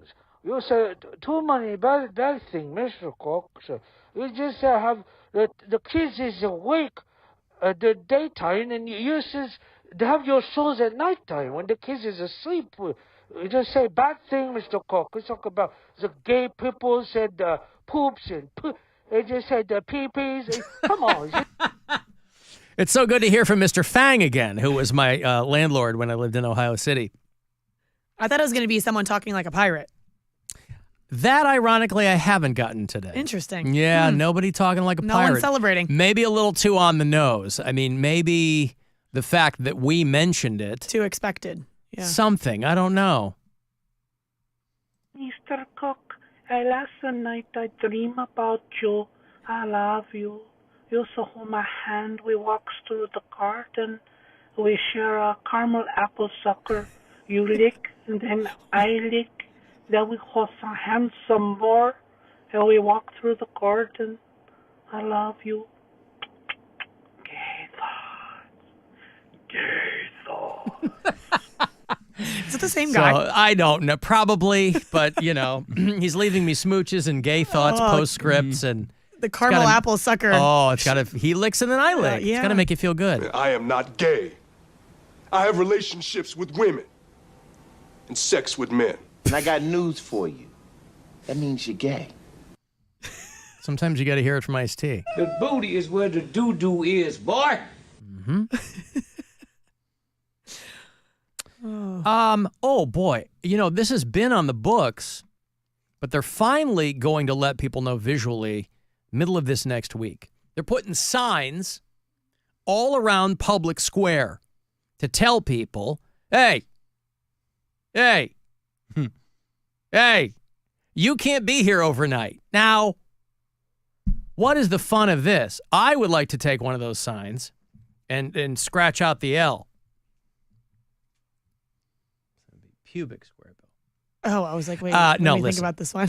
This is one of these things that's been on the books. Like, you're not supposed to be hanging around Public Square between midnight and 5 a.m. But it's right downtown. Isn't the casino open all the time? Yes. So you're going to have spillage. I know they don't want ne'er-do-wells down there, but this is downtown Cleveland. It's nothing but ne'er-do-wells, and that's part of the fabric. You can't just have pride in your city for the stuff you like. So everywhere else downtown, though, you're free to hang out until 5 a.m., just Public Square specifically? I don't know about that. Get out of the square. Well,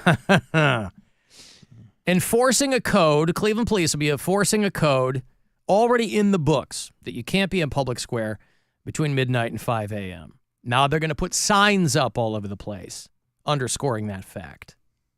You'll first receive a warning, and then you may be cited with a minor misdemeanor if you don't comply. Missy Miscommunication Elliott.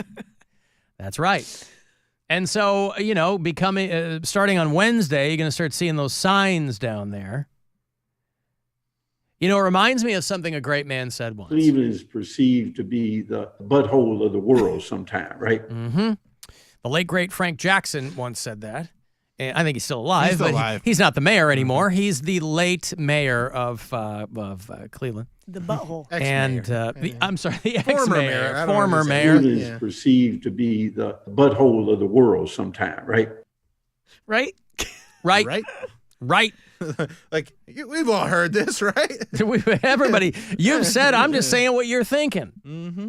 There's nothing wrong with that. Nice clean butthole. That's Streets and Sand. That's their spokesperson. You know, whoever like hates on Cleveland just hasn't been here before. It's easy. It's an easy city to hate on. Plenty of people have been here and don't like it. That doesn't That's make sense. to me. Fine. It's fine. Doesn't even make sense. I've been here long enough. I told this story not long ago. I've been here now long enough where I have become a reflexive booster for Cleveland. Where, you know, I've moved in a lot of places in this business, and I've been here for a minute, but I've lived in a lot of places, and it just naturally takes me a while to warm up to a place. Interesting. Okay. Just how it goes. Yeah. And so but I was having a conversation with somebody. This was probably year before last when I was moving my daughter into her dorm at Michigan State University. And she and her best friend since kindergarten were rooming together. And so I know this girl's parents, and we're talking. And the dad is like, how's it going in Cleveland? And I said, good. It's fine. It's great, right? And he launches into, not a tirade, but he launches into this thing about how he came to Cleveland one time and thought it sucked and blah, blah, blah. And I launch into, wait a second, and I hear myself saying it, and I go, where is this coming from? So that's where I am now. Where as a non-native, I now reflexively defend Cleveland. I'm always defending Cleveland. But people say, like you did, you've just never been there. Plenty of people have come and thought it sucked. Well, they're either coming. That's true of anywhere. They're probably coming midwinter. It's tough to really like a city when it's really cold. They're going to the wrong places. If you come to Cleveland, you're lucky enough to get a nice day. You walk around downtown. All the restaurants. Well, but that's true of anywhere. I don't think that that's a problem with Cleveland. It's a problem with somebody's poor planning. You know what I mean? Like they know when winter is. Well, I agree. So, yeah. So that's why I think Cleveland's great. Or conversely, when people go, I don't know why friends of mine that live other places, why does everybody crap on Cleveland? We were there and it was great. And I always say, even though I do defend it, I go, look, you can have a great weekend anywhere. You can have a great weekend in any city. You take your finger, throw a dart at my map back here, whatever city you land on, you can have a great weekend there, right? Every city's got stuff to do. You can also have a great life in Cleveland. It's affordable. Bridget Linton from the Cleveland Browns, everybody. You can see her Not on just a weekend, car a wash life. screens all throughout Northeast Ohio. Don't get me started. Don't get me started. Oh, the car wash guy. I'm coming for you if I you're got listening. another picture. Is this Bridget? Oh, it sure is. It's probably at least 3 times a week someone says that. Oh my God, you're everywhere. You're actually at my car wash. I'm like, yeah, not for long. Don't ask me for the hot wax. Okay, what makes me so mad is the other day I was back, the other week, I was back in my hometown of good old Green, Ohio. And wherever I was parked, I had like a lot of nasty things in my window. And I kept doing the, whatever this. The spray? Yeah. Windshield what's it called? wiper, the windshield fluid. Yeah. Yeah. And it was not working. I'm like, you know what? I'm just going to have to go get a car wash. And it was just painful for me to go through a car wash, insert my credit card. I refuse to go to the one I'm on, but I'm like, why am I ever paying for a car wash? And then I go through, the stuff still didn't come off. And I'm like, I can't believe I just spent $16 on a car wash. This guy is using my face for free, illegally. And still didn't get it off. And the car is still dirty, and I paid for it. Just the word car wash just gets me in a bad mood. It's triggering. The phrase itself is triggering. It is. It makes my blood boil. How do you feel about sports gambling? My car's so nasty, I've got to go to a car wash. Bridget's like, like you're in the electric chair. Yes. Will that put you in a good mood, though? What, an electric chair? No. Sports gambling? Yeah, Why? Picking some football games. Oh, it's a time. Yeah. I'm sorry. Okay. Let me get to... and your pup has been right about the Browns. Let's hope. Football all the way. Football all the way. Yeah, I wouldn't say. Football all the way. Football all the way. Football all the way. Yeah, I wouldn't say. Football all the way.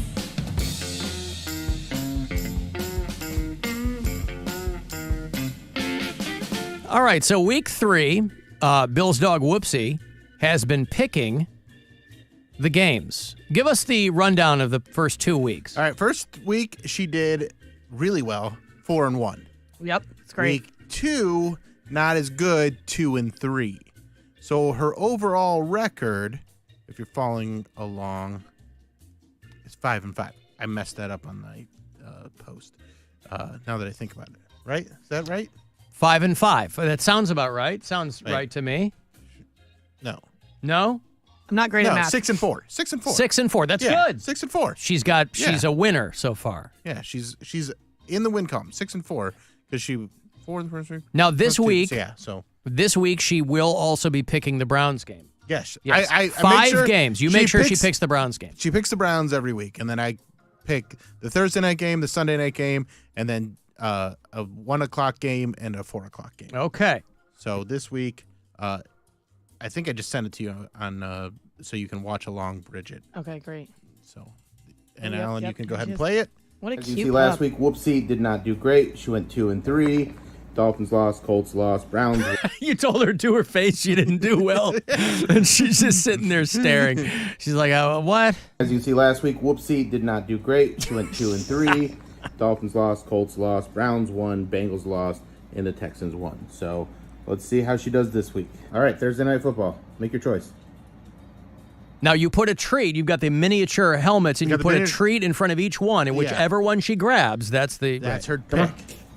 First. Uh-oh. Okay, so she picks the Pats over the Jets. Don't get ahead of us. Sorry. The Pats over the Jets. You can come now. Got the Saints over the Eagles. Ooh. Saints over the Saints Eagles. over the Eagles. All right. Ooh. Come on. Go ahead. This is Ravens over the Cowboys. Yeah. The Ravens won't go 0-3. Falcons over the Chiefs. The Chiefs on Sunday Night Football. And then finally the Browns versus the Giants.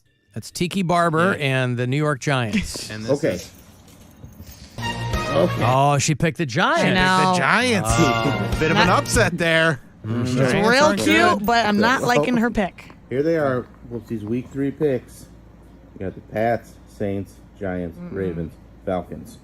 Bet accordingly. Bet accordingly. Yep, there you go. There So are I people did. listening who go strictly by Whoopsie's picks. I did a FanDuel or whoever I did, but I made a bet, a parlay with all her picks. I put $20 down, and if it pays out, it pays out real big. So I put down $20 on her for that to all work out, and if she's correct on those, it's going to be a payout of $1,818. Wow. Well, I want you to win the money, but I hope she's wrong because You want the Browns to win. Cannot have the Giants beat the Browns. You Just can't have happen. both, Bridget. You can't have him winning the money and the Browns winning. You've Sorry, got to Bill, pick one. I'm taking the Browns. Now I accidentally did another parlay where I had like some just like other stuff going on, and I included all those games. And that one I put down $10, and if it works out, it's an 11-leg parlay.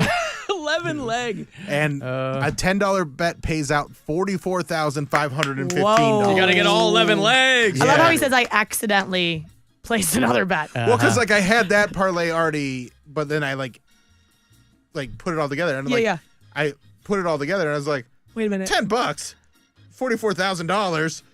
Yeah, I'm gonna play this. Yeah, so it's a stupid bet. There's no way it's gonna hit, but if it does, hey, imagine if he comes in on money with $44,000 I know. from an Right? 11-leg parlay. Yeah. Wow. All right, well, there you go. Those are your week 3 picks. Like the man said, bet accordingly. Take a break here. A comedian, Jason Cheny, is going to join us. He is doing a one-nighter tonight at Hilarities, so we'll chat with him shortly. I will also have those Wish You Were Here tickets. If you are a Pink Floyd fan, Wish You Were Here is celebrating the 30th anniversary of being a band, but of course the 50th anniversary of Pink Floyd's classic album. They're doing 2 nights at the Agora right after the first of the year, and I will get you tickets for that second night, and we'll do that next. This is the Alan Cox Show. Everywhere on our free iHeart Radio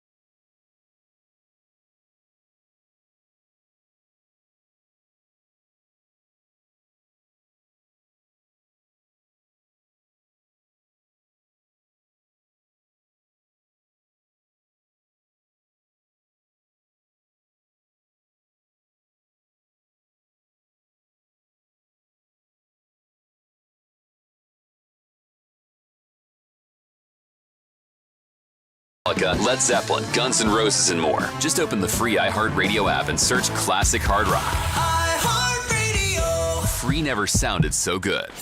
It's time to give stuff away. Hey, hey, it's free stuff for you. All right, you a Pink Floyd fan. Wish You Were Here is coming back to Cleveland. First couple of days of January, the 3rd and 4th, Friday, Saturday, respectively. They are celebrating 30 years together as a band and also, of course, celebrating 50 years of Pink Floyd's classic Wish You Were Here. Each night, they do that in its entirety, along with all the other classics you love. One of the better tribute bands out there. I Wish You Were Here. AgoraCleveland.com for all the details. Friday, January 3rd, Saturday, January 4th. The tickets are on sale. I'll get you a pair here for that second night. That is Saturday the 4th. And caller 10, these are yours. Good luck. 2 for Wish You Were Here. 216-578-1007 or 800-348-1007. If you ever get the feeling that he doesn't love you, don't you love me too? Feel again. Alan Cox on 100.7 WMMS.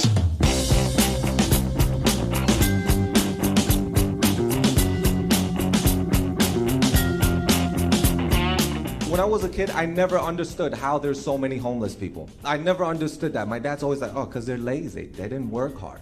And I just believe that. But then as you grow, you start to pay bills every month. Not 1 month off. Everybody just doing this every single month. And then your perspective change. Now I'm like, how is there not more homeless people?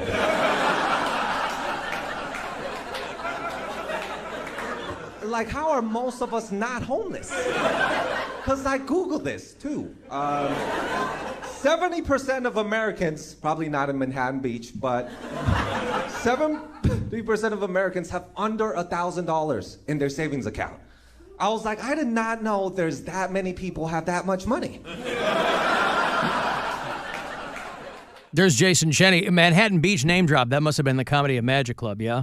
You're talking to people in Manhattan Beach? I plead the fifth. Yeah. I'm not going to say anything. Jason is doing one night tonight. He's swinging in on a chandelier for the one-nighter at Hilarities, huh? 7 p.m., everybody. 7 o'clock Hilarities. show. It's already sold out. No, it's not. I say that to make myself look better, but it's not sold out, and I need everybody to come. I love white people. Yeah. Hey, we're all white. What? How do you like that? You've come to the right place. It. I'm so excited to see Cleveland, the whites. Ohio. Yeah, it makes me very comfortable. Mm-hmm. To see white people. To see white people. Yeah. Because I'm white as well. You're Asian. What? You're Asian. Don't ever box me in to a category like that. We're not into labels around here. Don't do labels on me, Steve. Yeah, don't right. box me in like that. Yeah.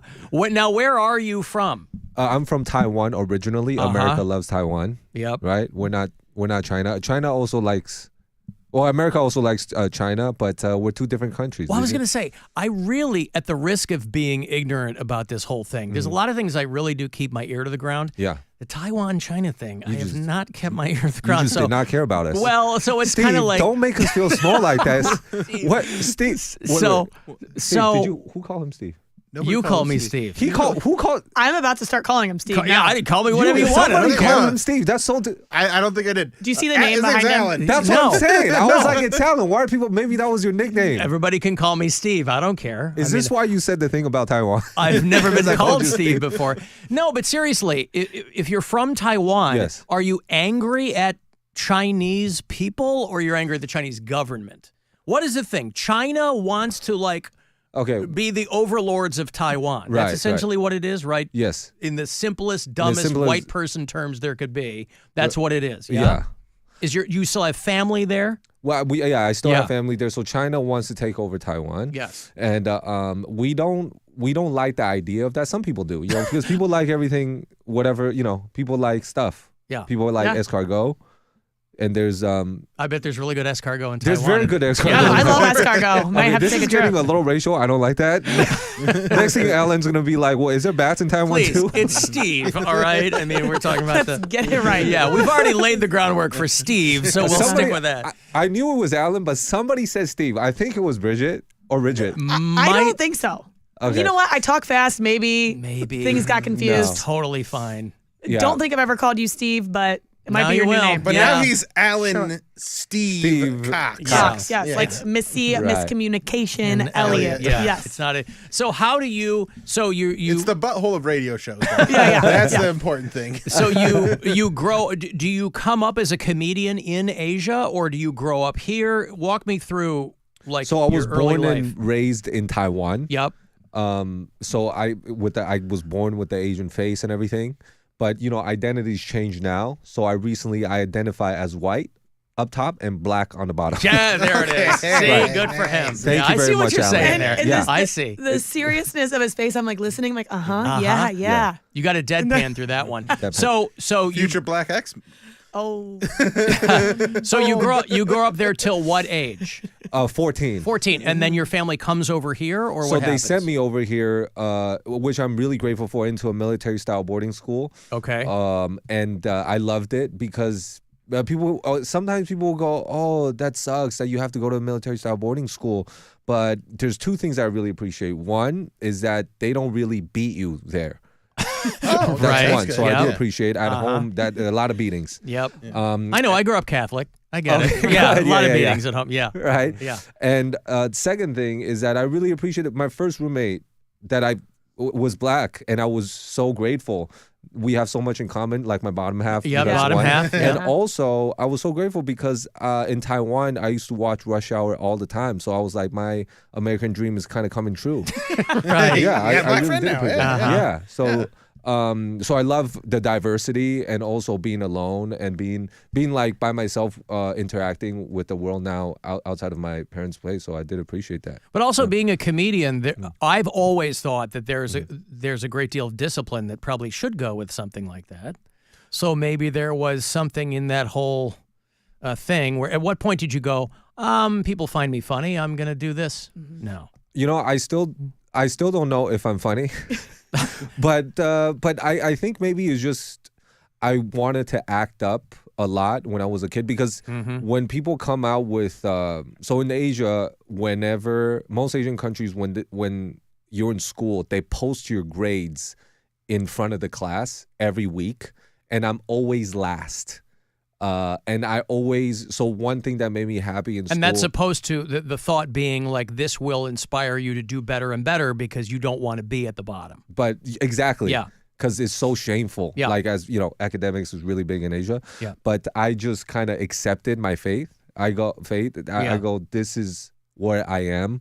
And I'm supposed to just be acting up in class and like maybe saying a weird thing to the teacher to make myself happy. So that's you what laugh. It feels good. Yeah, it feels good. So that's what got right. your parents to say you're going to military boarding school. You were a class clown. Is that what it was? Yeah, that, and also like I like stole stuff. Now we're getting the good Okay, stuff. yeah, Yeah, all stole right. stuff. I yeah. was stealing stuff. A car, a Yeah. motorcycle, Right. some hearts.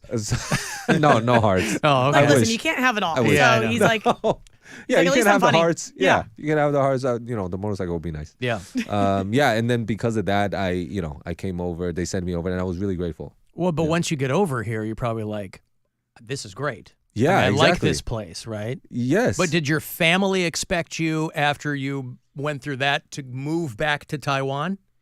Or were they like, you're in America now, have fun, whatever? So I didn't even live with my parents until 5th grade. Okay. Because they're working hard to send me to America, which I appreciate. Uh-huh. In other words, they didn't love me that much. But I don't think they have any expectations as long as they're like, oh, just don't do too much drugs. Which did Do they? some, but not too do much. some, don't go crazy. Yeah. Like have some Yeah. discipline. Yeah, smoke weed, not crack. like Like, dabble yeah. in everything. Yeah. but Yeah. just don't Did you become ha- addicted. What's your favorite Exactly. drug? I like Molly is very good. Dude. Yep. Yeah. You know what I mean? Yeah, Molly. Music becomes better. Yup. You know, and weed, I did suppose- Molly on St. Patrick's Day, and I Yeah. thought I was gonna like. I'd never done it before, and I did that, and I was like, "Oh, we'll get drunk." And then like once I took Molly, I was like, "Oh, I don't even need the drink. I'm having a great time," and I just danced the whole day. You Irish danced? No, just Molly danced. Oh, okay. Yeah, it's different. I was gonna it's say. not good, but it was fun. Bill, come on, hang out with me on Yeah. St. Patrick's Day. Do some Molly. You can come up on stage with me. Yeah, It'll be I great. would. Yeah. Did you have to come out to your parents as a comedian at some point? Did they expect that you were going to do something else? That's a great question. I don't think I Do they came know? out. They do know. They do know now. They think he's a lawyer over here. Yeah. It was a thing because my dad is always like, you could. I told him that I wanted to do stand up, and he's like, well, you could instead work at the bank and tell jokes to the customers. Right. And then he gave me an example. He's like, yeah, if the customer walk inside the bank, you could be like, hello, you don't have money in the bank today. I'm like, I don't think that would be, that's not something. He would just always give me examples to steer me away from stand up. Yeah. But I really like just going on stage and talking about my pee-pee instead. Dude, it's the best life. It's so good. It's so good. Yeah. So when Take did you Molly, talk about your pee-pee. When did Get paid. you when did you start to kind of Elevate. take a little bit of a thing? Well, like when did you start to feel like some things were happening? I feel like for anything, I feel like every year if you have a little bit of improvement, either on selling a little more tickets, like because you have to. I feel like you have to. If you have any sort of improvement, you got to celebrate the small wins because when I was young, you don't celebrate anything. You shouldn't, because if you celebrate, then you're not aspire to do more. Like the first time ever. So it's supposed to be like, in order for you to focus on the important things, there's like this absence of joy and celebration. Yeah. Which seems weird because there's so much pomp and celebration in Asian culture.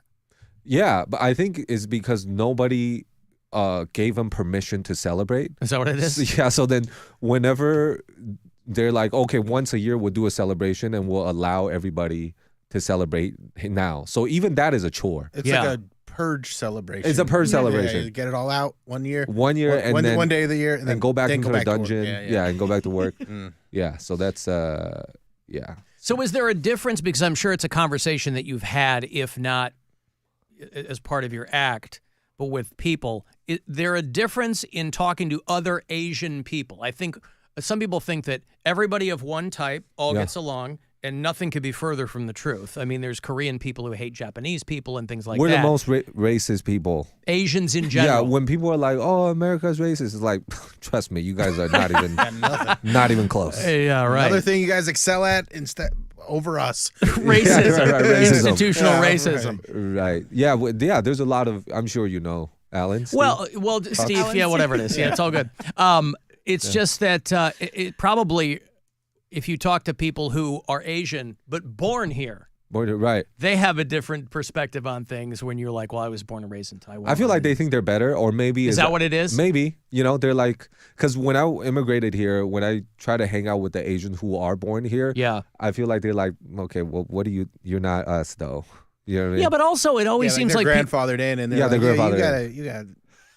You got to pay your dues. Pay your Asian dues. Pay your Asian dues. But it seems like people are always, I understand what you're saying, but it always seems like people are so trying to drill down on authenticity that I would think that somebody who was from there would be able to lord that over Asian Americans. Right. It should be as like the other way around. Right. That's weird. Such I never heard anybody say that.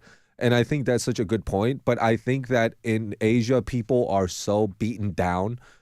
Like, don't ever boast. Don't ever be proud for anything. Right. That when we came over here, like anywhere you go, I don't think it's just like, don't think that you're deserving of anything. Right. Like, don't even, And then you get to America and you're like, we deserve everything. All right. There's the entitlement here is very different than, because I think the same thing, England, Ireland, I feel like that's like the same attitude that a lot of people have, where it's like, oh, you don't brag about stuff, you don't talk about, you don't show off or anything like that. Then you get to America and it's like, even if you don't, you act like you have it when you don't. Right, you act like that, and then people like minorities or people who aren't used to that, now instead of us going like, oh, we deserve it, we're like, well, what can I do to deserve that? Yeah. Do you know what I mean? So we would never feel deserving.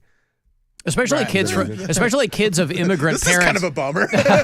No, but especially you do deserve it. Like kids of immigrant parents who live here, where the parents are still, everybody's living here, but the parents are still kind of living like they did back wherever home was. Oh, totally. And the kid is like desperate to break out. Right. They're like, I want to be more, as American as whatever else. You know? And so that's got to be tough too. I was watching a thing the other night, and because a friend of mine is she's from this very, very strict, like, Indian family, Oh, right? yeah. It's like, man, that just trying to break out of that Breaking takes a out lot of work. Yeah, to break out of the tradition Yes. of, like, my dad tried to headbutt me 4 months ago. He tried to He tried to headbutt headbutt me. Yeah. He tried to punch me. And he's like 69. Yeah. He tried to punch me. You know what I mean? yeah. At first, I thought you said he was Yeah, 6'9". I was like, this guy's he's fighting every stereotype. He's 69 years old. Right. Yeah. I love that you said he tried, so he likes to- failed. Yeah. You're right. I mean, if he would succeed, I would have to rethink my I have to rethink my whole existence. Can't dodge a 69-year-old. Yeah, That's crazy. But he tried to punch me, and then I grabbed his arms, and he tried to headbutt Were me. you guys like goofing around, or was No, this a no, this is full-on not a thing? goof. This is a full-on Wow. thing. What precipitated this? Why was he taking swings at you? I don't. like It's you and just Vanilla Ice. generational. His Wow, trauma. yeah, I think it's okay. just his trauma that he never had to come out. Well, he's making up for lost time. He sent you to military school. They weren't beating you up there, so Yeah. he's like, I gotta get some licks in. So it's See if he got his money's worth. Right. It's out of guilt, probably. But you have siblings? I have a younger sister. And is she over here or she's over there? She's over here. She's married now. And have a kid, and they love her, and she always get the better treatment, which I'm never jealous of. I've always was like, oh yeah, of course that she was treated better. Like when I was a kid, my sister will bring the bamboo that my dad would beat me with to him. Oh, him. That's why she's the excited. favorite. Yeah. She was yeah. a co-conspirator in the whole thing. I was just Right. following orders. Right. Oh, that sucks. Jason Cheny is doing one show tonight at Hilarities. It is a 7 through. o'clock show. Doors at 6:15. If you don't see him tonight, you'll beat yourself with a bamboo cane. And 2, I'm not very good at indexing. We never know when you're coming back, so they might not get a chance to see you again. For I a try long to come time. back. Yeah, exactly. You might never see me because. Because we're the butthole of the world. Is that why? You might have been headbutted to death. All right. So we see you next time. Well, it's nice to meet you. Thank you. Really We're good to done. meet you. Yeah, we're done. Oh, thank you so much for having me.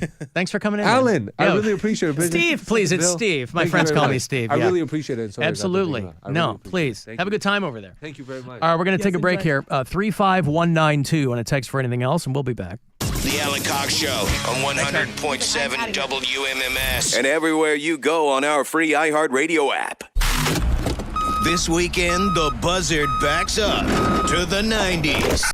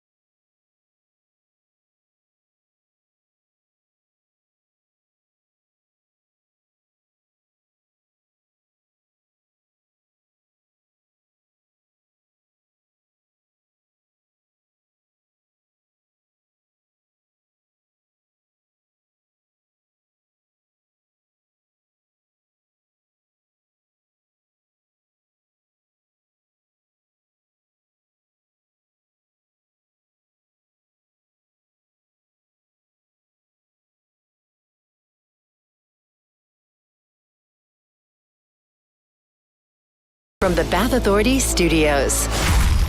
The Buzzard. The home of the Buzzard. Buzzard. This is 100.7 WMMS. Cleveland. Call the Alan Cox Show. Girls, this is your opportunity right here. A nice boy, let me tell you that. 216-578-1007 or 1-800-348-1007.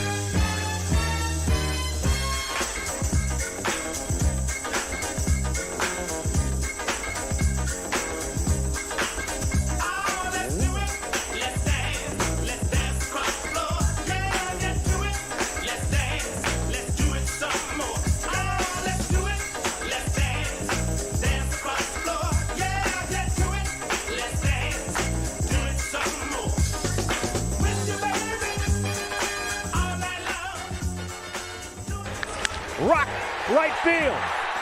Jose Ramirez around third. Here he comes. Book it. The Guardians will play in October.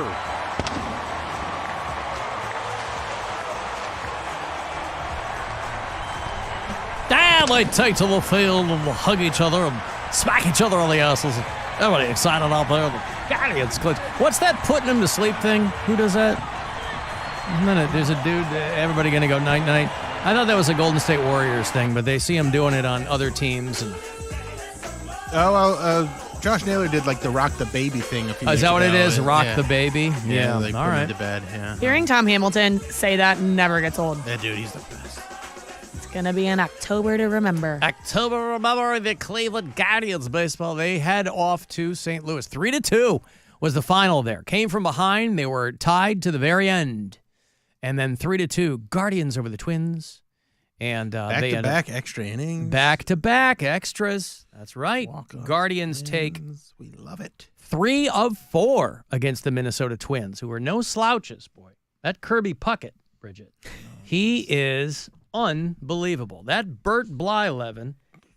Hey, Bridget Linton from your Cleveland Browns. I'll get that right. Bridget _Linton 8, who was, I might add, suspiciously and egregiously absent from Captain Fun's floating fandango. Here, I thought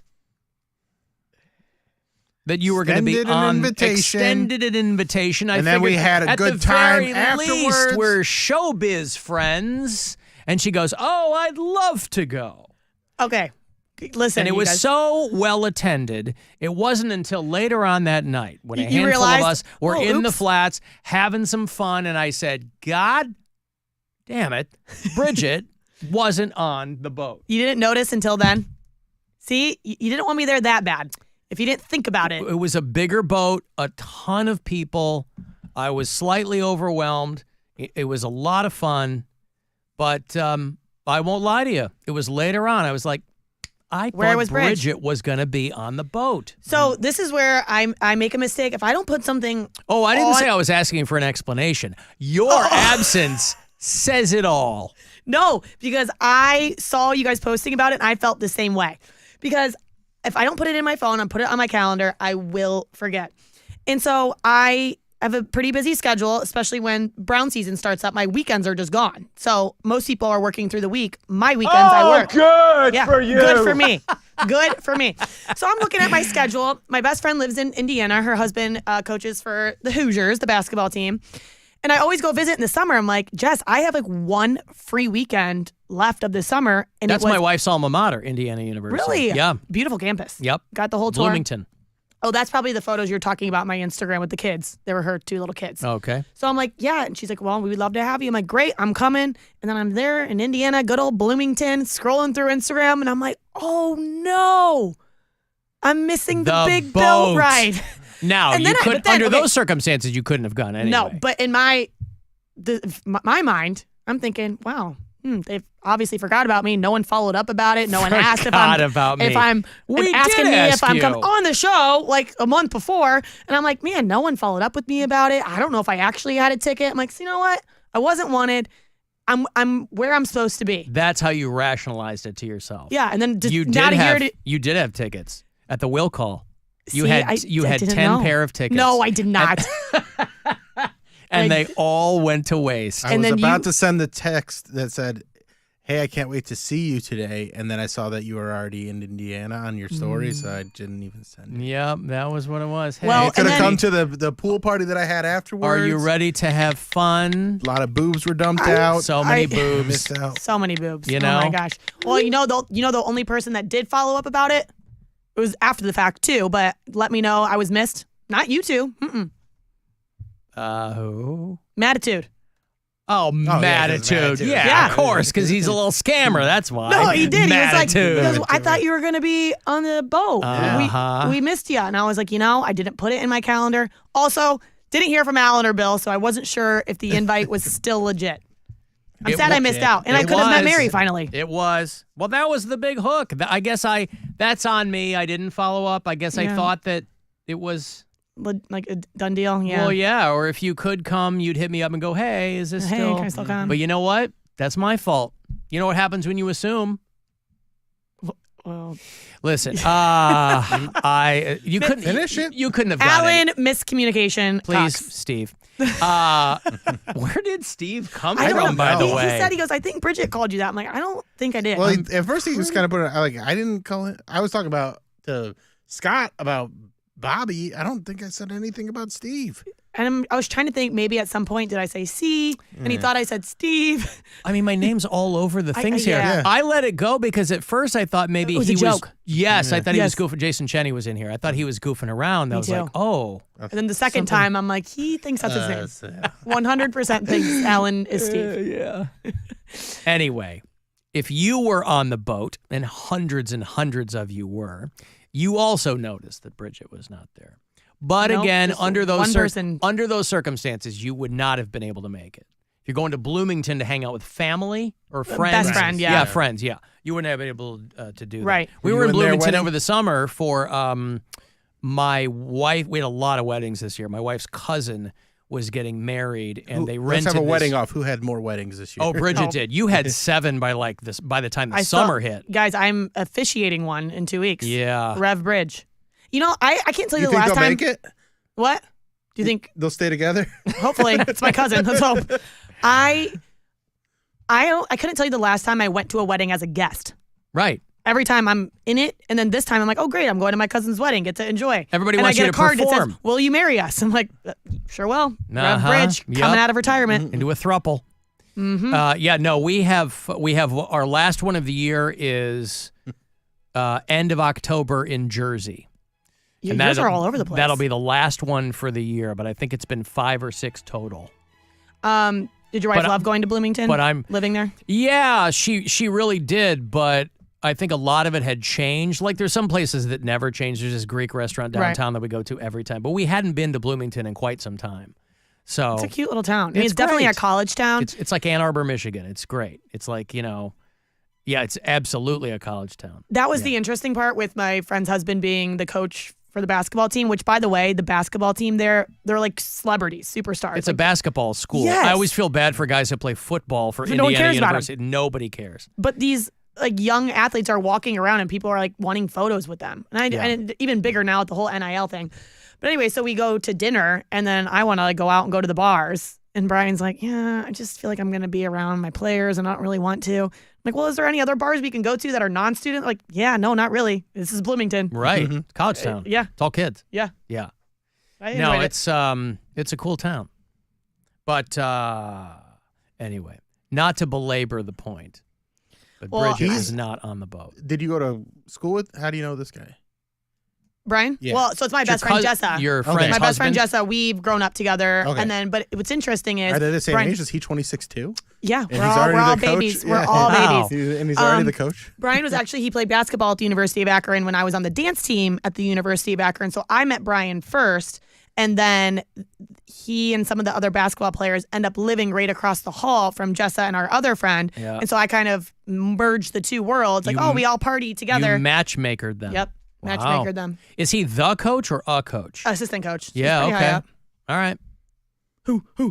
Hoosiers. Yeah, I think my wife graduated like at the tail end of the Bobby Knight era. Oh, yeah. Yeah. That's the legend. They've got photos of him everywhere. Throwing chairs. Yep.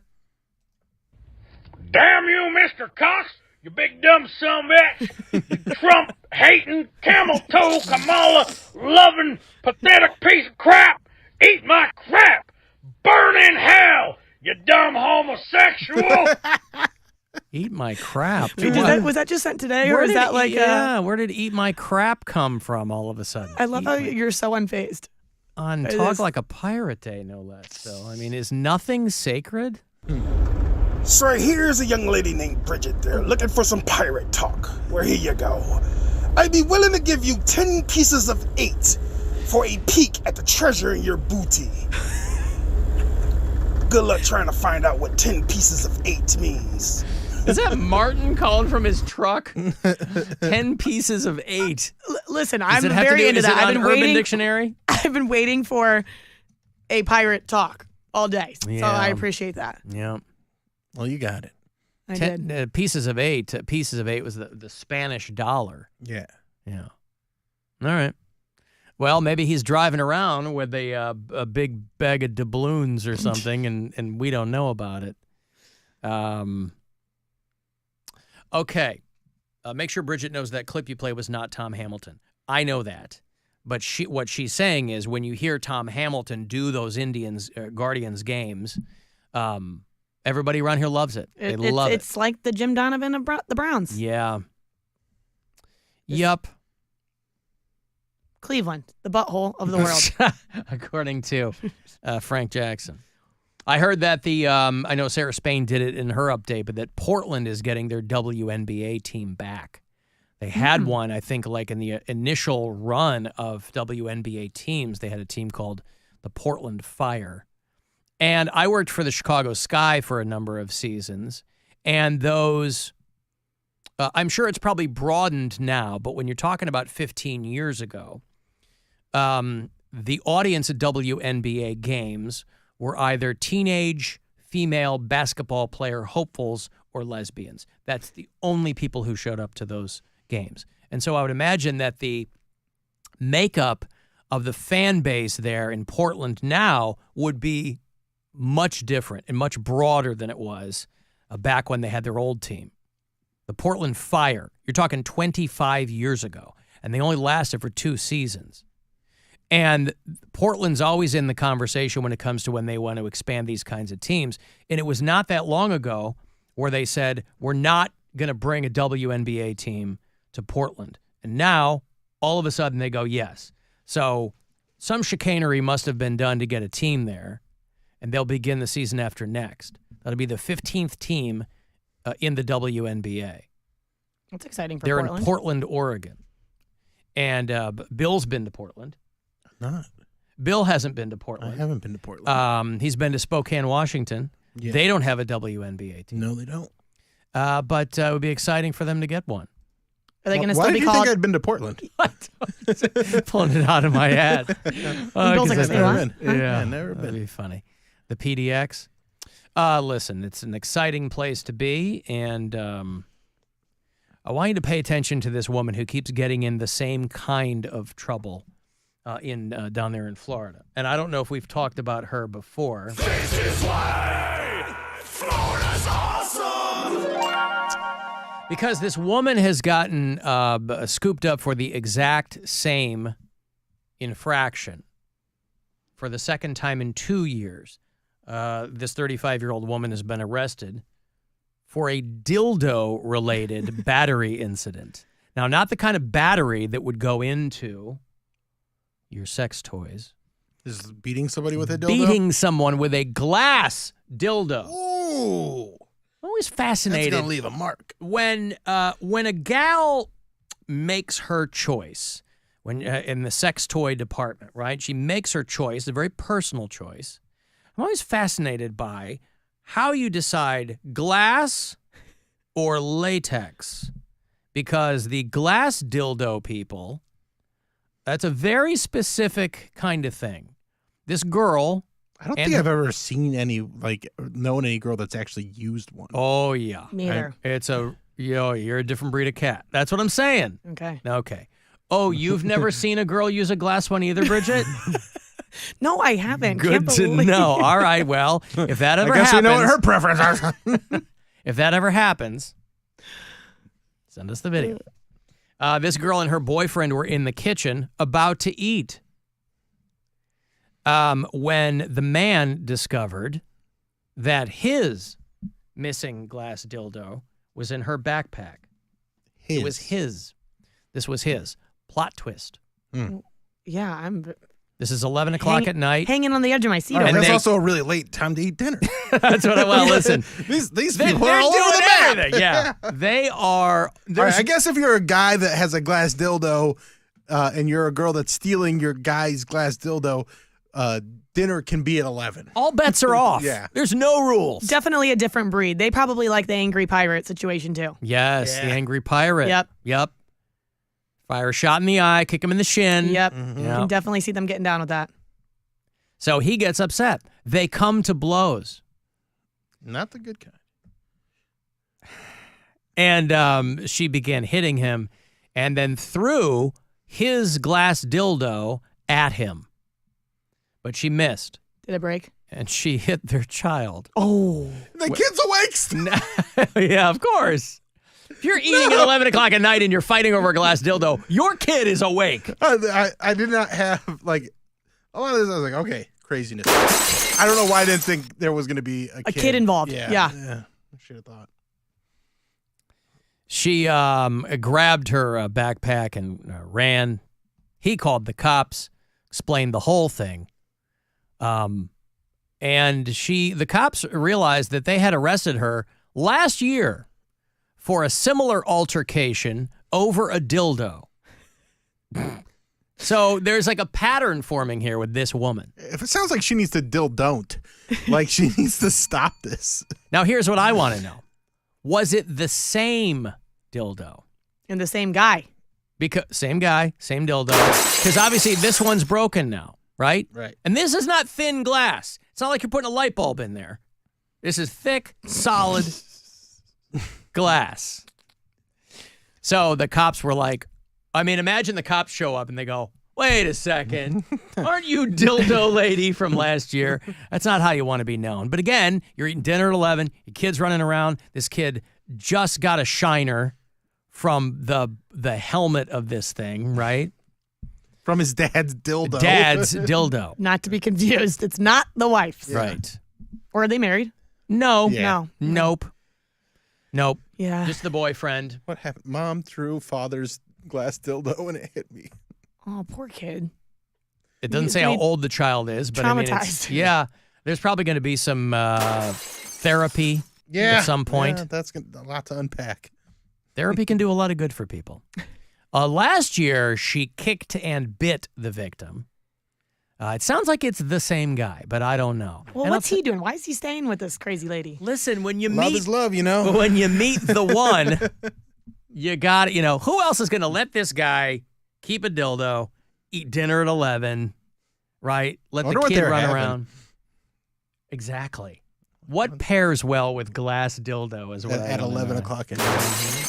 Probably reheated pizza, maybe some mac and cheese with. I'm guessing they're not like eating dinner at 11 and then going to bed at 12. No. I think going to bed at 4:30 in the morning. They're not. They're up all night. Because the best meth is smoked after midnight, so that's probably what it was. This is why Florida's awesome. Anyway, she is if there's ordered. meth involved, I imagine the food was something soft. Yeah, teeth probably are not going to be the best. Yeah. Hey, man, meth ain't that bad. There you go. Thanks, sir. She was found guilty of battery and asked to pay $800 in fines and required to complete a batterer's intervention program. Did she have to buy him a new dildo? Didn't say anything about that. I wonder if that was probably folded in with all of the other. I don't think glass ones are very cheap. I think they're pretty expensive. They are, boy. I mean, I've heard. Okay, I got a break. Well. Well. What did we just learn about Alan? I feel like you're learning too much today. I know. I'm just sitting over here smiling like, oh, wow. Oh, I'm going to pretend I don't know what he's talking about. I'm going to pretend that I don't have a glass dildo. Well, now you've said too much. Mm-hmm. All right, hey, you like your Swedish prog metal? Opeth is coming back to Cleveland, and I got a pair of tickets for you after the break. Getting ready to drop a brand new album on October the 11th, and the very next night, They will be here to perform for you over at the world-famous Agora. So I'll get you a couple of tickets for Opeth after the break. 35192. Want to text for anything else, do it there, and we'll be back. The Alan Cox Show. On our free iHeart Radio app and your favorite smart device.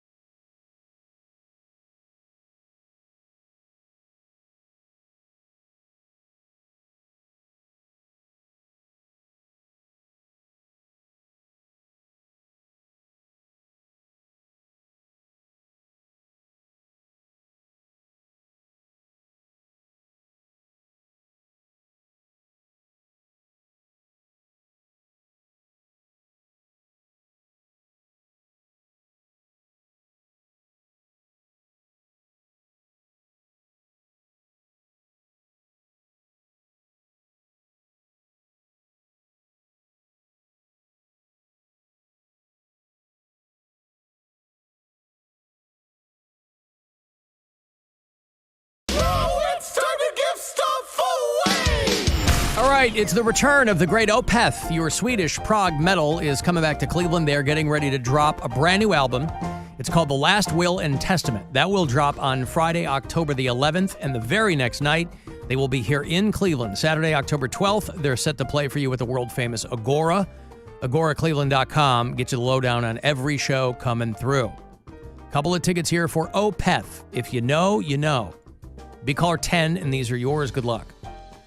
216-578-1007 or 800-348-1007. Yeah, it seems a little unfair that you can watch our live stream, but we can't see you. But we'll fix that tonight. Outside your window. The Alan Cox Show. On 100.7 WMMS.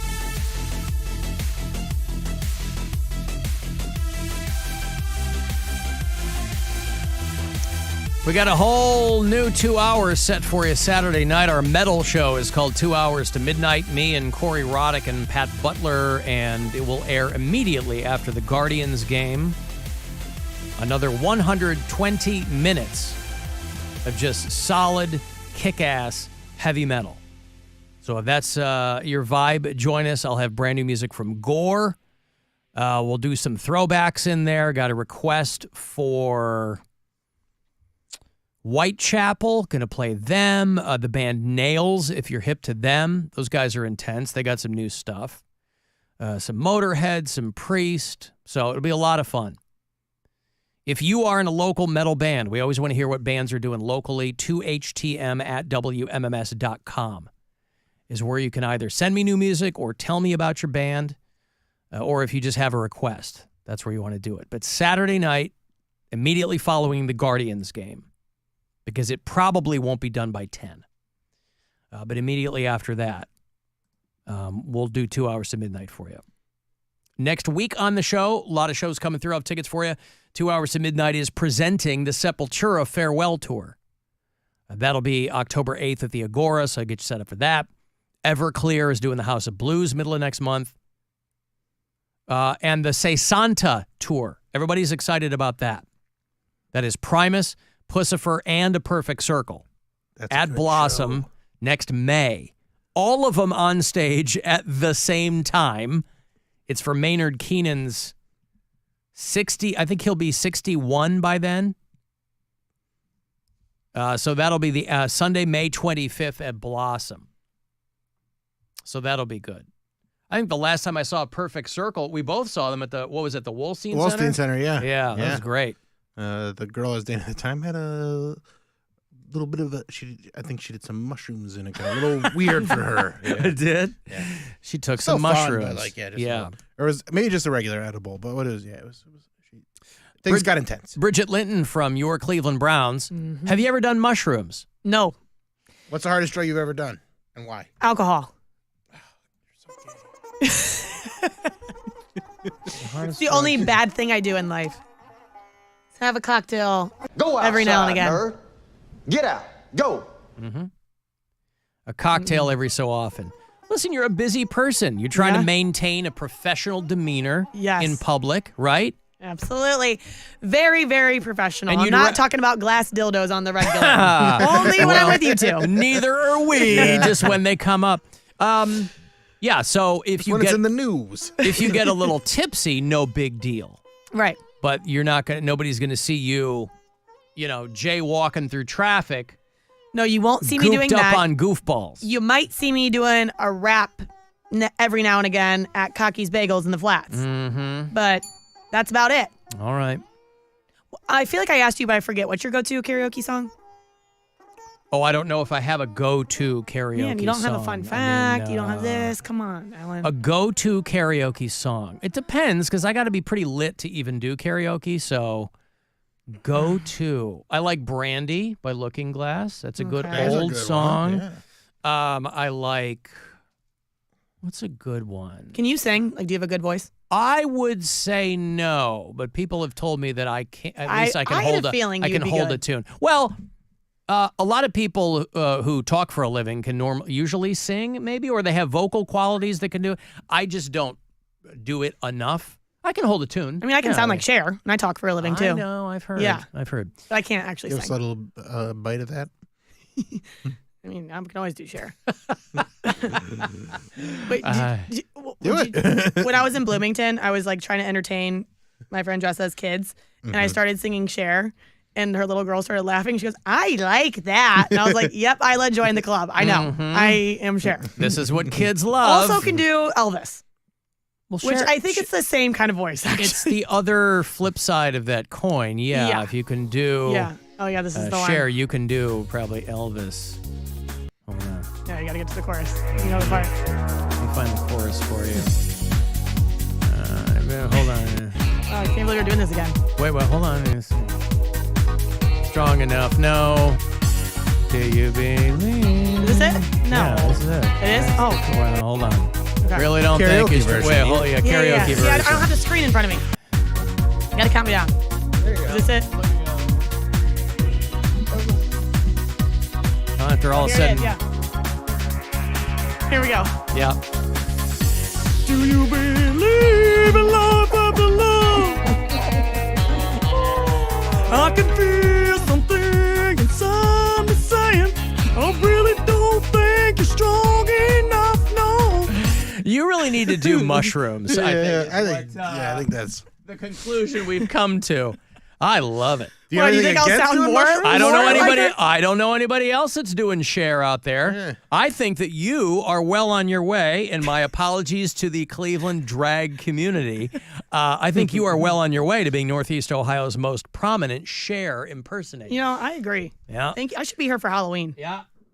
Not a bad idea. I'm hosting a Halloween party if you want to come. When? What day? It's the 26th of October down at Common Grounds in Medina. So it's down in Medina, but there's a $1,000 grand prize. Oh. For the costume Dang, you know, contest. it's because the Browns are home the next day, so I will have rehearsal. I don't like to go out on Saturdays knowing I got to be up and Understood. on Sundays. But there's but $1,000 on them. And $1,000. girls always win those contests. They do. All you got to do is pack yourself into a nurse's outfit and you'll win. There's a lot of competition for that, but I believe in you. I was going to because I do have another Halloween party the day before that on Okay. Friday, which is in Akron too. It's my friend's husband's birthday / Halloween. It's 40th, so it's called R.I.P. to his 30s, and it's a costume party. 26-year-old's friends with a 40-year-old. I know. It's so yeah. I know. I don't. Yeah. You know. Just I like to. She has a broad array of acquaintances and friends. Yep, I got friends that are 5 years old. I've got friends that are 40. I've got friends that are 53. Come on now. Hey, yeah. So the best costume I ever had was 10 years ago. And I won every costume contest. And I said, I'm going to be this again at some point, but I think I got to wait like 10 years so people forget about it. And it's literally 10 years this year. And I'm like, great. And I have a Halloween party. I'm going to be it. Literally, everyone's like, so Bridget, are you going to be? I mean, I guess I can just say what it is. Pretty Woman. I can nail the Julia Roberts look. Oh, not the Richard Gere. Yeah, no. You could pull off Richard Gere. I sure could. Sure could. I've got a Couples gerbil. costume? And so I did it. And the people, I'm like, I got a costume. I was it. Everyone's like, oh, Pretty Woman. I'm like, it's been 10 years. People still remember it. It's It a was thigh high. that It's just good. a thigh high boots and the tight dress. Yeah.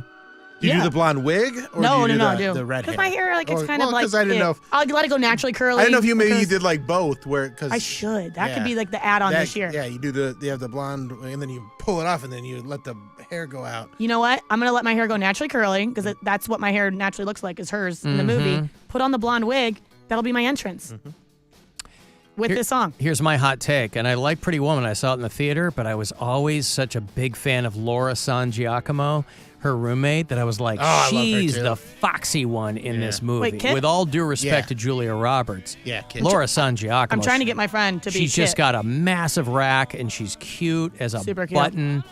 And I guess, you ever read the story behind Pretty Woman?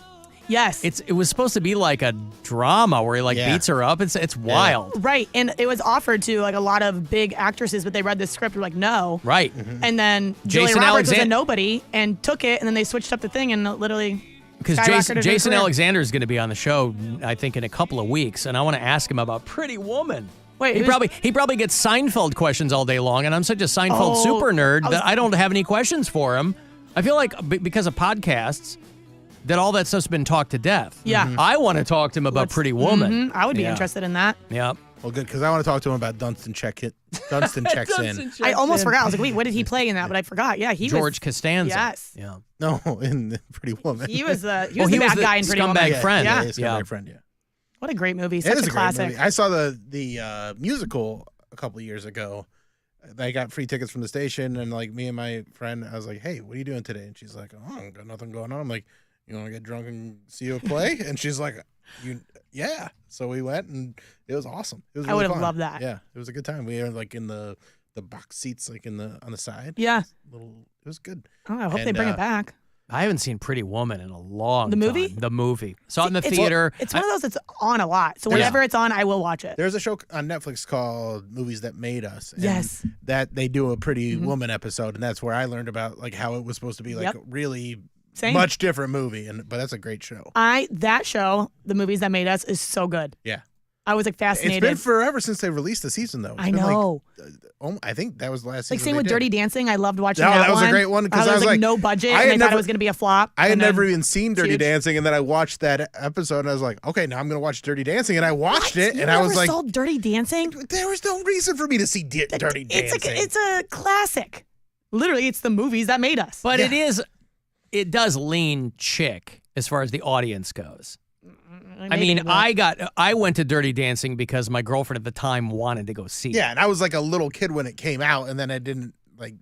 Nobody. Yeah, I wasn't even thought of. Now, when it sure, came out. I was excited because I'm a huge Jerry Orbach fan. Hey, you know what? And then I watched it, and I was like, this is a good movie, but also on the dad's side.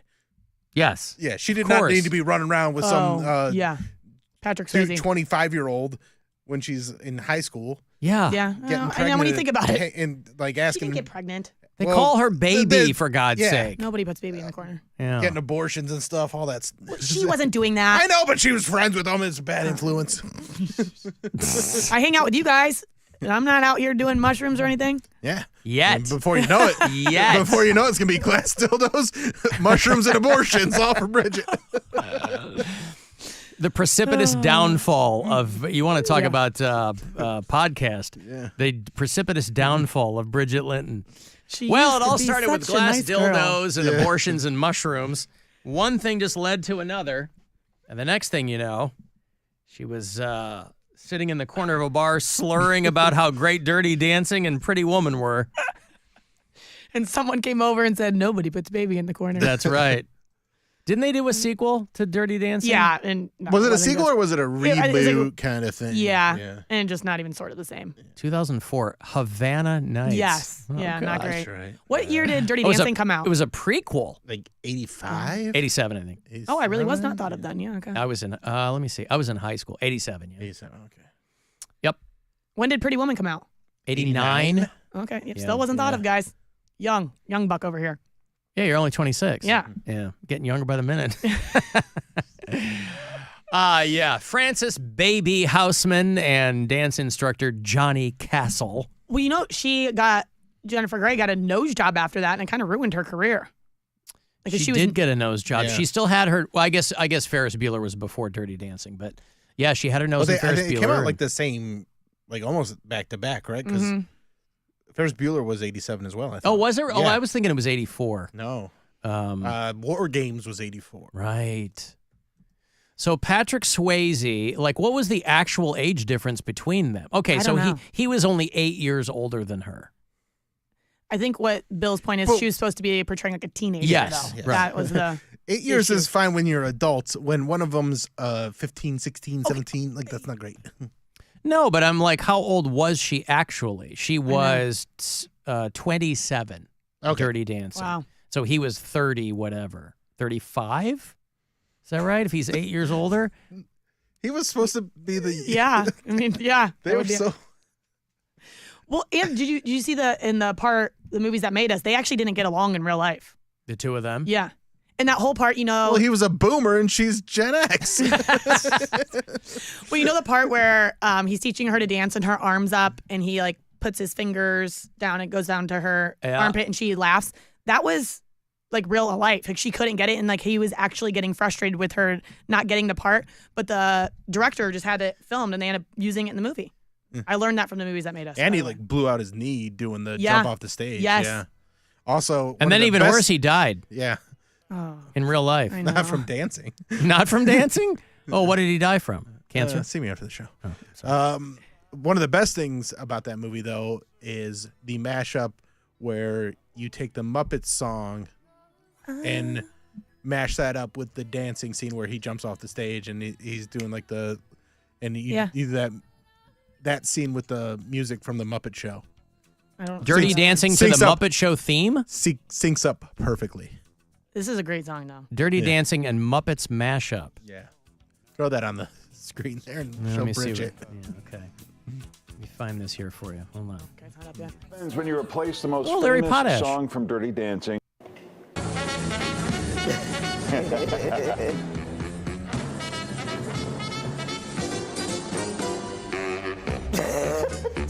Oh, that is great.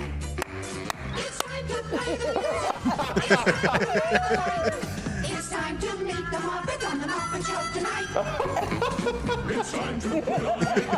It's time to Old guys did. It's time to raise the curtain on the Muppet Show tonight. Yeah, I don't think I've seen Dirty Dancing more than once. I saw it in the crazy to theater me. when I was 16 with my date.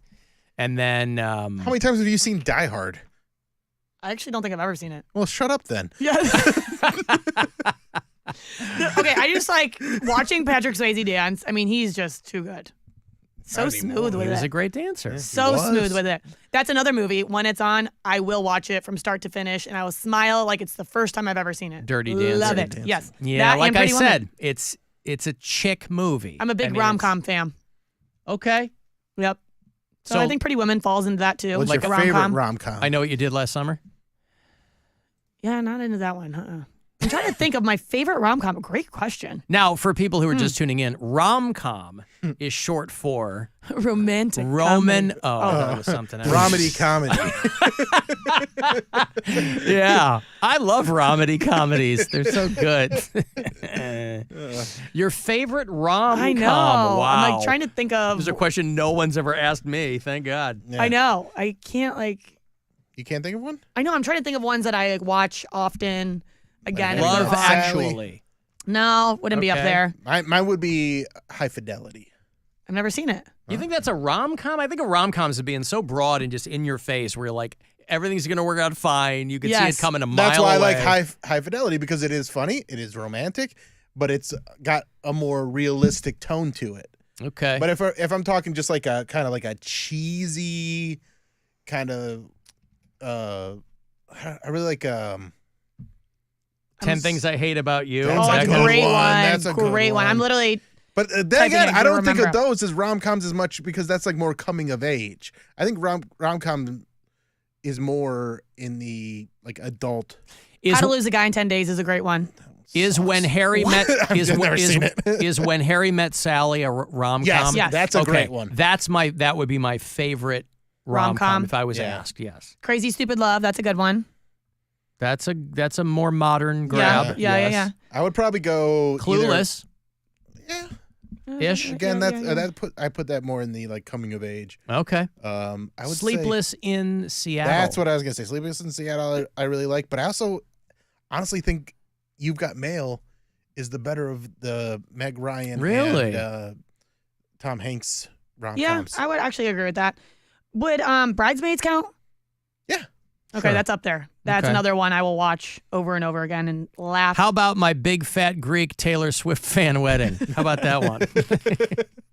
That's Does that great. count? That's a I yeah. like that- it. That's Not- absolutely not a up rom-com. there. That's It's Wait, great. Bridget's favorite is one. Wedding Crashers a rom-com? Because that might be my favorite. Yeah. Okay, yeah, that one. That's a say dude that is- rom-com. Yeah. Yeah, that's a Dude dude. rom-com. Yeah, that leans more in the vein of Well, High Fidelity, where it's a dude like it's like an R-rated comedy, but it is definitely a rom-com. Now, some Yeah. people are suggesting to me, and I would have never thought of it, The Princess Bride. Oh yeah, I guess it would be. It's fantasy, but it's still a rom-com. It has romedy and comedy in it. Yeah. wait, I'm trying to think of if I've seen that. The Princess Bride. It's an And you're 80s getting movie. mad at us for not I know. seeing. God, this is Dirty Dancing Dancing. more than once. Yeah. Princess Bride's incredible. All right. Yeah, I'm trying to think of. And that's got some adventure in it. There's sword fights. Wow. You know what? I might put that one as my romedy comedy.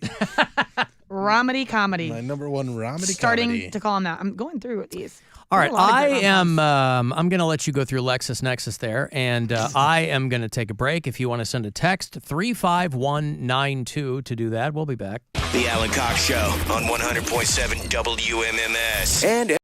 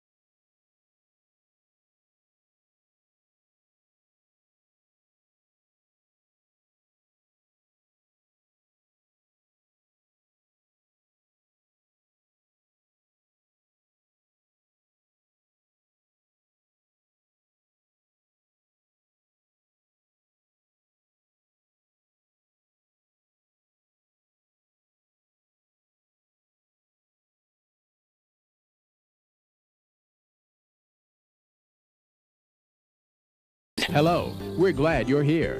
If you need assistance or just have a question, our associates will be glad to help you anytime. Call the Alan Cox Show, 216-578-1007 or 1-800-348-1007. I love girls. They're all over this world.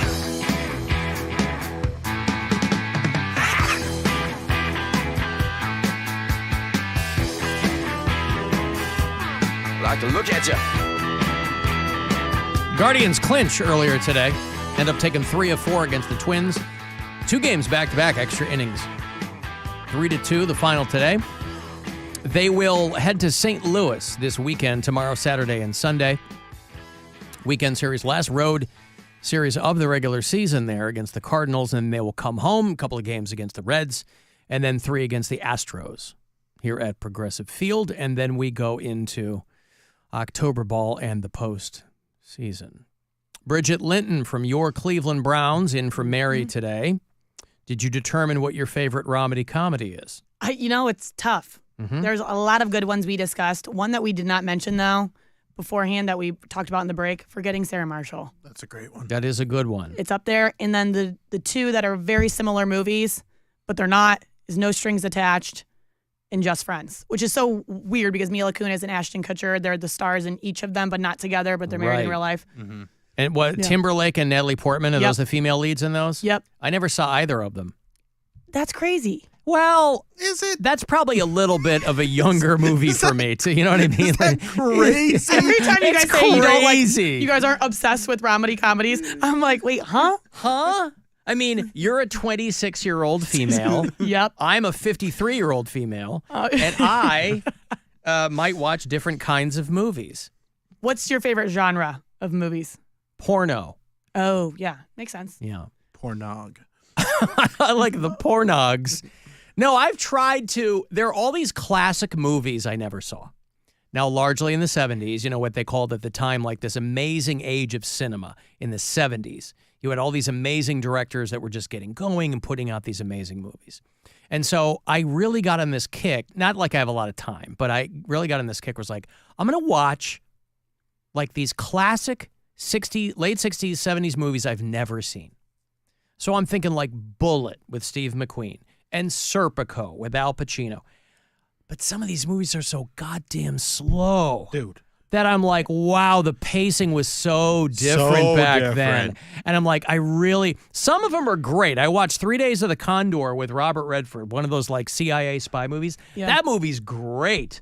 But I tried watching. Dude, Bullet is one that, like, I want to love that movie. And there are moments where you're like, oh, I get it. But it is slow, and he's supposed to be so cool, but he just really comes across as a dick the whole time. Like it's just a different time, Yeah. and it was really that movie's famous for the chase scene, obviously, in the car. But like the scene where they're hiding the guy in the safe house in the apartment, and they call down, and there's another guy. I'm like, oh my god, this thing is taking forever. And what was the first? Was it just Dirty Harry? Was that what it was called? It was called Magnum Force, I think, was the first Dirty Harry movie. And then the sequels had Dirty Harry. Okay. Yeah. Well, whichever the one is like the first one where he's chasing the serial killer around San Francisco, and there's this big chase scene, and they're like in a mill. Sorry, Dirty Harry was the first Dirty Harry. Yeah. Dirty Harry was the first one. And like there's scenes that are he's chasing this guy, and they're like going up a conveyor belt, and it's the lamest thing you've ever seen. Right. But back then, Yeah. it was crazy. Yes. But in this, they're like, we're going to make him go up the conveyor Yeah, belt. in 1971, Yeah. that was the It height like- of suspense and action. Because there wasn't Kung Fu yet. Right. So, like, once they started implementing that into every action movie, it made choreographed fight scenes so much better. I mean, Clint Eastwood's chasing dudes around in loafers, right? Yeah, So he's chasing them around in loafers and leisure suits, and whenever they get into, and it's the same thing with like the old James Bond movies, when he'd get into fights, it wasn't like they were like throwing punches and like ducking and dodging everything. It was just rolling around. Yes. You just grab a guy and just roll around, and then you get one good punch and they're gone. Very like, latently homoerotic in those it movies. was- I mean, French Connection, I think, is a movie that holds up. That's a like, great one. French Connection's great. But some of these 70s movies, maybe I'm not landing on the right ones, but I was like, oh my God. French Connection's very good. And you can usually tell by the directors that kept making movies, and there's the ones that were just kind of on their way out, or they were just making kind of paint by numbers action or like cop movies, like a lot of the ones that Steve McQueen did. Like Steve McQueen, huge movie star, not that dynamic to watch. It was a different time when Yeah. they were shooting movies. They needed a different thing from a guy. Stoic was everything back Yes. then. Yeah, Stoic yeah. was everything. Dog Day Afternoon was good. I That's a thought great that held movie. up really well. Yep. I don't know any of these, you guys. Well, they're from the 70s. I get it. Yeah. I They're mean, not comedy comedies. They're not. I just thought of another comedy comedy. Okay. Jerry Maguire. I like that one. That's a good one. Yeah. That's a good movie. It's fine. Yeah. Saw it once, and show me the movie. You guys, My yeah, head's I don't want to talk about eight- movies with you guys anymore. My- You guys have terrible taste. Well, you had are. me at We're hello. just old. Yeah. We're old and cynical. You know, That's it's really tough to No, but I love relate when I'm only 26. You know, Forgetting That's Sarah the thing. Marshall's a great movie. Like, I love that one. Okay, And good. Jerry Maguire, like, it was a fun movie, but it's not something that I went back and watched again. yeah. I mean, it's one that if it's on TV, I'm watching. Okay. But I'm not like going out of my way to I'm going to search this and watch it. But if it's on, Ever watch The Sting? Somebody asked me. I saw The Sting. It's one of my first memories as a kid. My parents wanted to see. We went to the drive-in to see The Sting. So we're in the back of our Pinto wagon, me and my brother. This is so many old words. Yes. Yes. And I was in my pajamas. You'd go to the drive-in in your pajamas because you'd fall asleep. Yeah. And my dad would make And if like you're a watching The Sting, you're gonna fall asleep. right. That movie is long and quiet. Yeah. I remember seeing Blade Runner at the drive-in when I was like 10. The Notebook. That's not really a comedy, though. no, it's not a comedy, but it is a good one. It is a romedy. There is a video I saw about how like every woman's like favorite movies, like all like those romantic movies, they're all based on cheating. Like they're like everybody cheats in them. Yeah, I'm trying Like to the- think. the Yeah, woman it does is- kind of check Are out. they? Is that true? Like I don't The know. Notebook, a lot of cheating in that one. Yeah, you're right. Again, that's another one I've seen one time. Because there's this guy that the lady's with, and he's a villain. So they're like, oh, you shouldn't be with him. But they never break up with him clean and go, there's a lot of Yes. overlap. Yeah. There's I too mean, much overlap. I know. I'm trying to think. Yeah, and you think Forgetting Sarah Marshall, that was a cheating one. Was it? Well, I guess she. No, she broke up with him. But, yeah, but she was already sleeping with the. Oh, yeah. The other Russell guy. Brand. Yeah. Did you guys see the new Beetlejuice movie yet? I did. Bill did. I didn't. You did? Yeah. What'd you think? I liked it. It's fun. Me too. Yeah, it's fun. It's not like the best movie I've ever seen, but it Right. was a good time. Yeah. I haven't seen it yet. Catherine O'Hara's the best. I'm opting to go see. They have the Tim Burton Batman in theaters this weekend, so I'm going to go see that. Hell yeah. I haven't seen that. It came out on my 18th birthday, and I don't think I've seen it in the theaters since. Last time I watched that was at the Playhouse Square? No, not Playhouse Square, but it Blossom? was not Sexenheim. Sexenheimen. What are you talking about? Are you having a stroke? I almost said Saxenheim Hall, but that's a different place. That's where the burlesque happens. Yeah, where's the one where the Cleveland Orchestra plays? Severance Hall. Severance Hall. I Yeah. saw it. They played along with it at Severance Hall, and that was phenomenal. Yeah. I think you have audio of it. I'm sorry, what? I think you have audio of it. Oh, of the Batman. Yeah, of Yeah. the Cleveland Symphony Orchestra playing along with the classic Danny Elfman theme.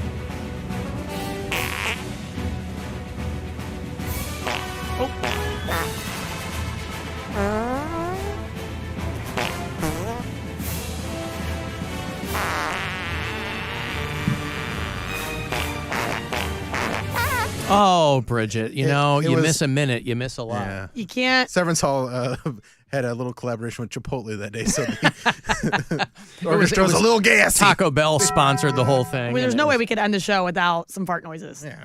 Yeah. I mean, we could have, but No, now we that didn't. now that you've brought it to my attention, how about a Chewbacca fart? You know who Chewbacca is? Yeah, I know who you Chewbacca is. That's a nice one. Oh, that was good. It really does sound like a Chewbacca fart. Oh, I don't like that one. She's surprised. That's what I like. Oh, I don't like that one. You can just rate these for me. Oh, I don't like that one. It scares me every Gives time. you a visceral reaction. Like you choke. That one comes at you quick. God. Oh. That one's just loud. Yeah. That's just like a classic fart right there. Oh.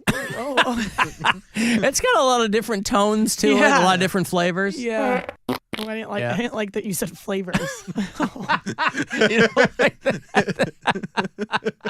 Well, it's yeah. You've heard Bill's in the stairwell Oh before. my gosh. That's a good one. Do you have it like on standby? Is that it? Yeah, that's him in the stairwell of his building. Like yeah, that's good. And I forget. So were you like holding it in like, okay, now I got to record this because I know it's going to be really loud and really good. So, like, I would just take the stairs down every morning on the way to the gym, and there would be so many good friends. I'm like, you know what? I got to start recording these. And I did. Is it something about the staircase that just makes you a little gassy? No, it like right when you wake up. The acoustics are great. Yeah, you're just Oh, like, the I acoustics are fart when I wake up. I don't know. I'm gassy in the morning. And so I'd be walking, and then like there's something about like going down the steps would kind of rattle them out. Oh, and then the acoustics in there are just shake something incredible. loose. Yeah. A listener sent me one from his garage. Do you have it? Oh my gosh. The length of it.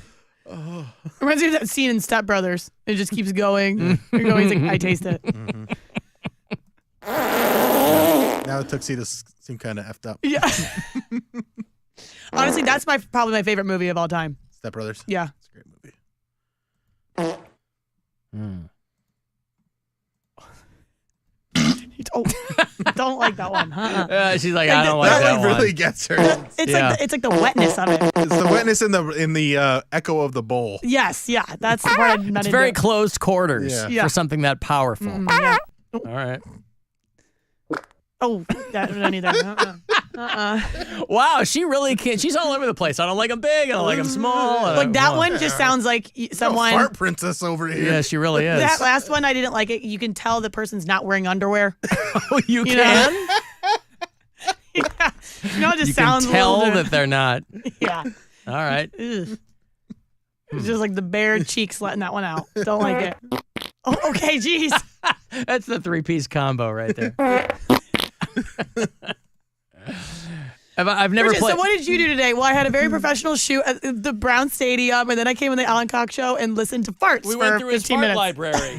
The clip of the Swedish news anchor who farts live on the air. You've heard? Oh. Have you heard that? Nu är det slut för den här veckan, men ni ser oss på måndag igen. Hej då!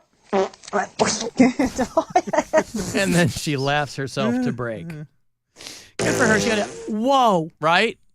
How about that one? Now, underwear or no underwear? Play it again.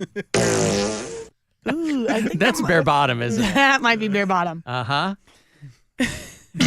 Oh. That's the one that gets you every time. It's the toilet bowl. Whoa. Oh my gosh. Isn't that weird that like those Oh boy. Anyway, we're having fun. Oh, aren't we? God, farts are so weird. Come on, They are so really weird. are. Okay. Anywho. Mateys, this here be... Oh yeah, we forgot. People have been leaving messages for talk. They're enjoying Talk Like a Pirate Day. Oh, why have you been playing it? Mateys, this here be One-Eyed Willie and my 2 large cannon balls. You better vote for Trump 2024 or I'll shoot these 2 big balls into your houses. You dumb sumbitches. You dumb gay homosexuals. Gay homosexuals. All right. Double. Both. Oh, you know what I say to that? There's a hole in the bottom of my butt. There's a hole in the bottom of my butt. There's a hole, there's a hole, there's a hole in the bottom of my butt. There's a poo in the hole in the bottom of my butt. There's a poo in the hole in the bottom of my butt. There's a poo, there's a poo, there's a poo in the hole in the bottom of my butt. There's a cord in the poo in the hole in the bottom. Well, anyway, they tell you your audience will find you. You don't have to worry about anything. You'll draw the audience you deserve.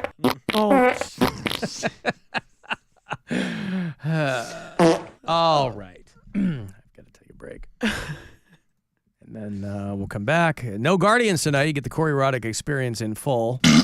And we'll be back after these. It's the Alan Cox Show. Everywhere on our free iHeart Radio app. Or whatever smart device you have. Just tell it to play the Alan Cox Show.